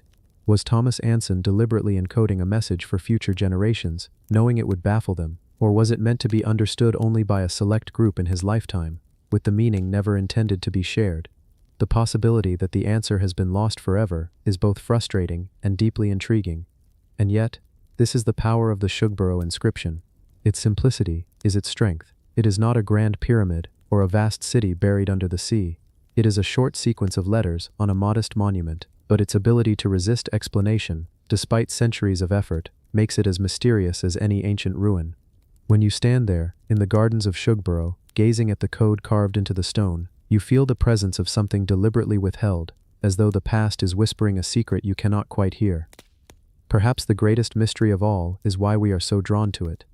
The human mind is naturally restless when confronted with an unanswered question. A line of letters like OUOSVAVV invites us to project meaning, to test possibilities, to imagine hidden connections.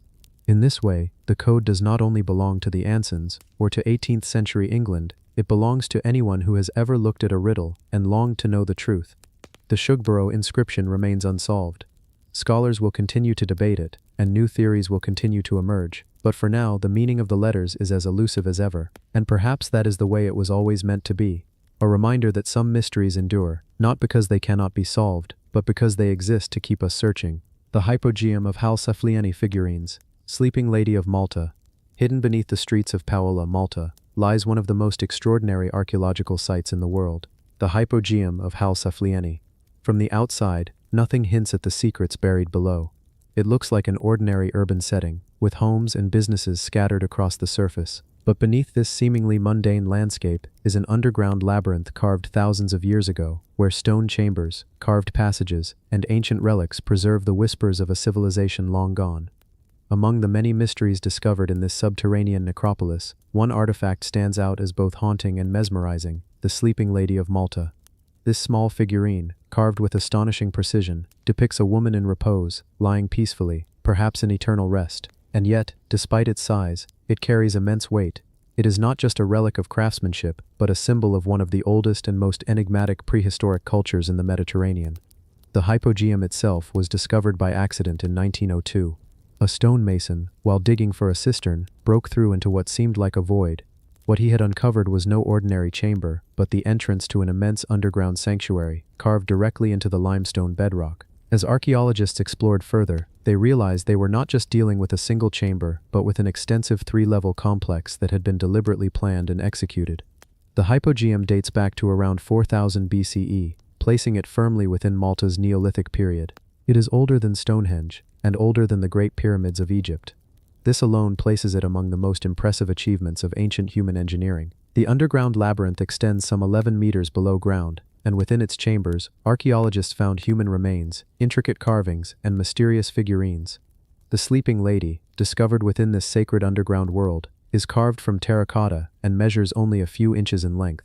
She is portrayed lying on her side, reclining on what appears to be a couch or bed. Her arms are tucked under her head, her legs bent slightly at the knees, and her body rendered with a fullness that emphasizes curves and volume. Her posture is serene, as if caught between sleep and eternity. Why was she made? Who placed her in the hypogeum? And what role did she play in the spiritual lives of Malta's ancient inhabitants? The prevailing interpretation is that the figurine is connected to a cult of fertility or the worship of a mother goddess. Across Neolithic Europe, similar figurines have been found. Depictions of women with exaggerated features that symbolize fertility, abundance, and continuity of life.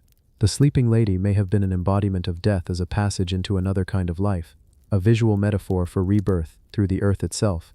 Her sleep may represent not the end but the transition, a belief that the afterlife was not final but a continuation. The hypogeum supports this interpretation. Within its halls, archaeologists found the bones of more than 7,000 individuals. This was not merely a tomb but a sacred necropolis, where rituals involving the dead were performed. The figurines found within it suggest that the ancient Maltese saw death not as a severing, but as part of a larger cycle of existence. The architecture of the hypogeum itself reinforces this spiritual dimension.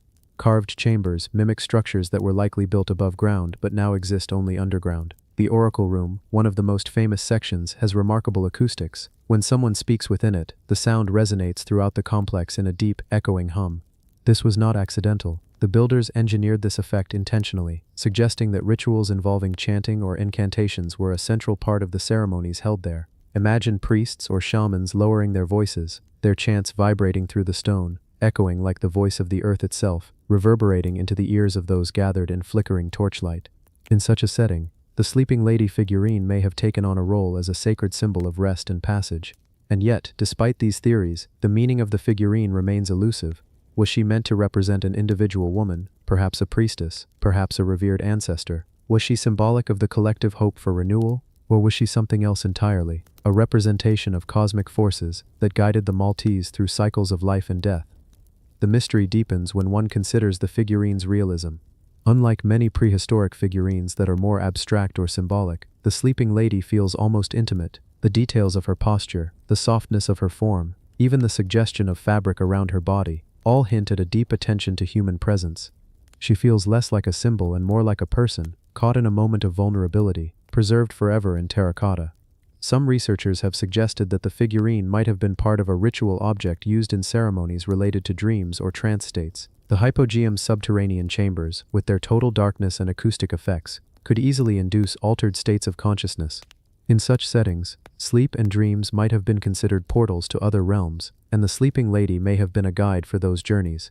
There is also an intriguing possibility that the sleeping lady was tied to ancestor worship. In many prehistoric societies, the dead were not thought of as gone, but as still present, guiding and influencing the living. The figurine may have embodied a sleeping ancestor, one who rests but whose presence lingers within the walls of the hypogeum. The hypogeum itself is shrouded in further mysteries. Many of the bones discovered there have since disappeared. Records from the early excavations suggest that unusual skeletal remains were found, some with elongated skulls that sparked theories about unique physical traits among the ancient Maltese. Yet much of this evidence is now missing, leaving behind speculation but no conclusive answers. Some suggest that these elongated skulls may have been natural variations, while others whisper about genetic anomalies or even contacts with outsiders. The disappearance of these remains only adds to the sense that the hypogeum guards secrets still untold. Adding another layer of intrigue is the question of how the hypogeum was even built. Carving such an elaborate multi-level complex into solid limestone using only stone and bone tools seems almost impossible. Yet the builders managed it, creating chambers with smooth walls, architectural features, and even decorative carvings. The sheer effort and planning involved suggest a society that was both organized and deeply motivated by spiritual belief. The sleeping lady, then, must be seen not in isolation but as part of this grander context. She is a piece of a larger puzzle, a small yet potent artifact within a vast spiritual landscape. She represents a human attempt to capture the mysteries of life, death, and what lies beyond. Today the figurine rests in the National Museum of Archaeology in Valletta, carefully preserved under glass. Visitors who gaze upon her often remark on the strange sense of calm she radiates. Despite her age, despite the millennia that separate us from the world that made her, she feels oddly familiar. We recognize the posture of sleep, the curves of the human body, the vulnerability of rest, and perhaps that is why she resonates so deeply. Across time and culture, sleep is something we all know, both its comfort and its mystery. The hypogeum of Halsaflieni, with its hidden chambers, echoing acoustics, and its sleeping lady figurine, remains one of the most enigmatic archaeological sites in Europe. It reminds us that long before the written word, long before recorded history, people were already grappling with the biggest questions. What happens when we die? Where do we go? And how do we prepare for that journey? As you think of the sleeping lady of Malta, imagine her resting posture, preserved for over 5,000 years. She is asleep, yet eternal. A quiet reminder that the mysteries of the past are not always about grand monuments or colossal structures, but can also be held within the delicate curve of a small terracotta figure lying still in the shadows of the earth. The hypogeum whispers, but the sleeping lady dreams, and in her dreams lies one of humanity's oldest unsolved mysteries, the Loughcrew cairns carvings, ancient cosmic calendar. In the gentle hills of County Meath, Ireland, lies a place that feels far removed from the present day. The site is known as Loughcrew, a complex of ancient passage tombs scattered across several hills. To the untrained eye, these grass-covered mounds might look like nothing more than small hills themselves, blending into the rolling countryside. Yet hidden within them are chambers and carvings that speak of a civilization thousands of years old, one that not only built monuments of stone, but also seemed to possess an advanced understanding of the cosmos. Loughcrew is older than the pyramids of Egypt, with origins stretching back over 5,000 years. Archaeologists estimate that the cairns, or stone mounds, were constructed during the Neolithic period, making them some of the oldest surviving structures in Europe. But while their age alone is remarkable, what truly sets them apart are the carvings etched into the stones deep inside the chambers. Spirals, concentric circles, star-like patterns, and mysterious symbols cover the rock surfaces, as if the builders were recording something of vital importance. When early explorers first rediscovered these carvings in the 19th century, they were astonished at both their beauty and their precision. The engravings didn't appear to be random. Many were aligned in ways that seemed to correspond with astronomical events, the rising and setting of the sun at solstices and equinoxes. This led some researchers to call Loughcrew an ancient cosmic calendar, a place where the movements of the heavens were recorded and possibly celebrated.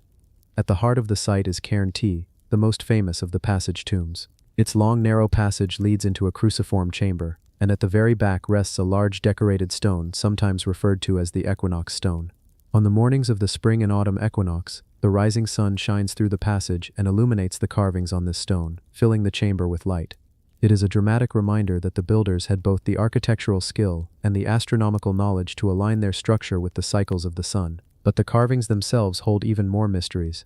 Some appear to depict solar symbols, while others resemble star maps. One stone features repeating patterns of diamonds and lozenges, perhaps symbolizing fertility, rebirth, or the cycles of life. Another shows what looks like a wheel or starburst. To modern eyes, they appear almost mathematical in nature, hinting at a worldview where the movement of the sky was not only observed but deeply integrated into spiritual life. The people who carved these symbols left no written language, no scrolls or records to explain their meaning. What survives are only these cryptic images. Were they marking time, tracking the length of seasons? Were they recording eclipses, solstices, or the rhythms of the moon? Or were they spiritual symbols, created for rituals now long forgotten? Each possibility only deepens the mystery. Archaeologists suggest that Loughcrew may have served as both a burial ground and a ceremonial center. Bones and cremated remains were discovered in some of the tombs, indicating that the dead were placed here with great reverence. The carvings, then, may have been meant to guide the souls of the dead, aligning their journey with the eternal cycles of the cosmos. In this view, death was not an end, but a transformation, tied to the movements of the sun and stars. But there are also researchers who believe the carvings show a level of scientific understanding far beyond what we normally associate with Neolithic people. The careful alignment of the equinox stone suggests an advanced ability to measure time and predict celestial events. Could these people have been early astronomers, recording knowledge that would later be lost for centuries? Local legends add yet another layer of intrigue. The Loughcrew Hills are sometimes called the Hills of the Witch. According to folklore, a giant witch leapt from hill to hill, dropping stones from her apron to create the cairns. If she succeeded in leaping all the way across the hills, she would have gained great power, but she fell and was killed. Her story echoes the sense of ancient magic and mystery that clings to the site even today. Standing inside Cairn 2 during the equinox, watching the sunlight pierce the darkness and strike the carved stones, one cannot help but feel connected to something vast and timeless. The same sun that rose for the builders thousands of years ago still rises today, marking the cycles of life that continue unbroken. And yet, despite all our modern science and technology, we are left with questions the builders never answered. Why did they devote such immense effort to constructing these cairns? How did they achieve such precise alignments without modern instruments? And what was the true purpose of the enigmatic carvings? Art, astronomy, spirituality, or something else entirely? The Lofcru cairns remain silent, their stones weathered by wind and rain, their carvings fading with time. But the mystery endures. They remind us that even in the distant past, humans looked to the sky with wonder, seeking patterns and meaning, and leaving behind monuments that continue to puzzle us. The cairns are not just graves or ancient calendars. They are enduring symbols of the human quest to understand the universe, a quest that began long before history was written and continues today. In this way, the carvings of Lofcru invite us into a dialogue across millennia. Their creators may never have imagined that future generations would still be studying them, still marveling at their skill, still asking the same questions about life, death, and the stars.